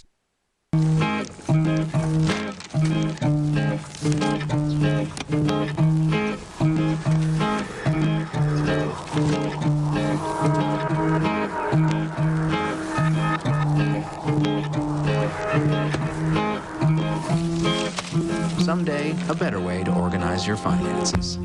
Today, get free checking with online tools like My Spending Report. Only at Wells Fargo.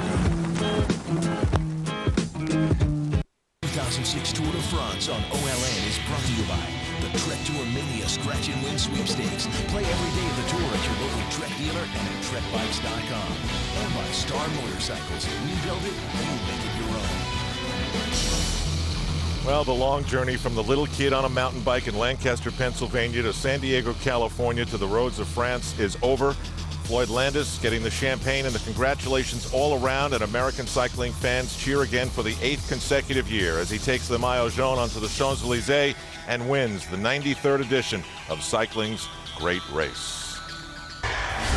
Welcome back, Al Trautwig and Bob Roll. Bob, it's been an honor and a lot of fun to share these 2,200 miles with you. I think we've learned a lot of things, but we have to, in any conversation about great comebacks in sport history, always include now what we saw here. Almost definitely Floyd Landis's rise like a phoenix from the ashes of La Toussaint to the glory of Morzine and the time trial, and now the Champs-Élysées in Paris in the yellow jersey. You could not even have envisioned a better scenario to carry American cycling forward after Lance's 7 years of domination. Another star on the horizon, and it's some bitter champagne for the French. Floyd Landis is your man in the yellow jersey.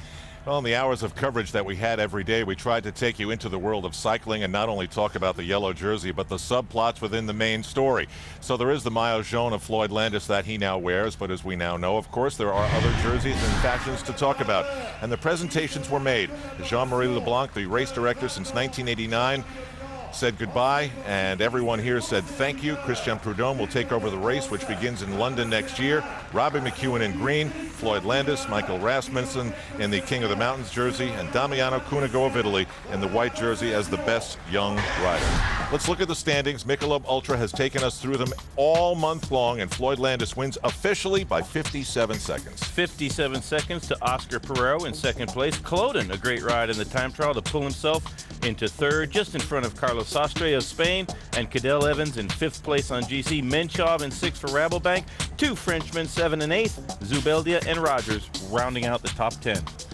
When the day was over, of course, we wanted to find out exactly what the yellow jersey winner was thinking as the overall standings go all the way down. Top 20, 43 minutes back. And look at George Hincapie, 1 hour and 11 minutes behind Floyd Landis. So he wears the yellow jersey, only the third American to ever do it. And after the race, he spoke to us on OLN.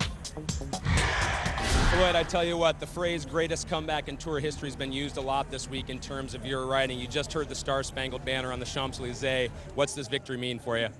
Yeah, that was very nice. I'm proud of that one. As far as greatest comeback, who can say? I'll let other people judge that, but I'm proud of the way my team raced and proud of the way I raced, and I think it was probably more exciting to watch on TV than it was for us. It was a bit stressful at times. Speaking of TV, as a teenager, you watched Greg LeMond win on this street, and I've heard that inspired you. How many times in the years since then have you imagined standing here doing a winner's interview? I've imagined it quite a few times. I was fortunate enough to be here with Lance and watch how he did it, so that helped. But yeah, this is quite an experience. There are a few rumors floating around. If you can, just clarify the contract situation and moving forward. For now, I have no intention of changing teams. I'm very happy here. Speaking of next year, you know, the hip surgery, you let that out of the bag a little bit a while ago. That's been big news. But now, looking ahead, when can the cycling world expect to see you back? Best case scenario, I won't miss any time racing. I don't plan to do any more races this year anyway, so hopefully I'll get that out of the way, and we'll take it one day at a time after that, but I should be all right. Safe to say you, Andy, and the boys are going to have a big party tonight, right? Yeah, he's a happy guy. All right, congratulations. Thank you. Well, athletes usually follow the money trail, but in the case of champions, a lot of times they like staying where they know they can be successful. Floyd Landis, he has a big opportunity now. His contract expires and he wins the Tour de France, but he'll probably stay with whatever iteration Phonak becomes. What an incredible journey it was. So many twists and turns, convolutions, and the serpentine route. The riders facing up an unbelievable set of obstacles, and Floyd Landis, the man to overcome them all. Right now, we're taking all the images that we have amassed over the course of the past month and adding in some exclusive behind-the-scenes footage. Join us next weekend for our recap of this race. The stories of the men who would be king and the man who became king. It's a tour special next Sunday at 7 Eastern Time and 1 a.m. Eastern Time on the repeat. That is the men and the man who would be king next weekend right here on OLN. So we say goodbye and thank you for joining us each and every day for what is an amazing adventure. And a true adventure means that you experience things along the way that you never thought you would and uncover things that surprised you. You have to say that as we say goodnight from Paris, Floyd Landis was all of that. Bonsoir. Thanks for joining us.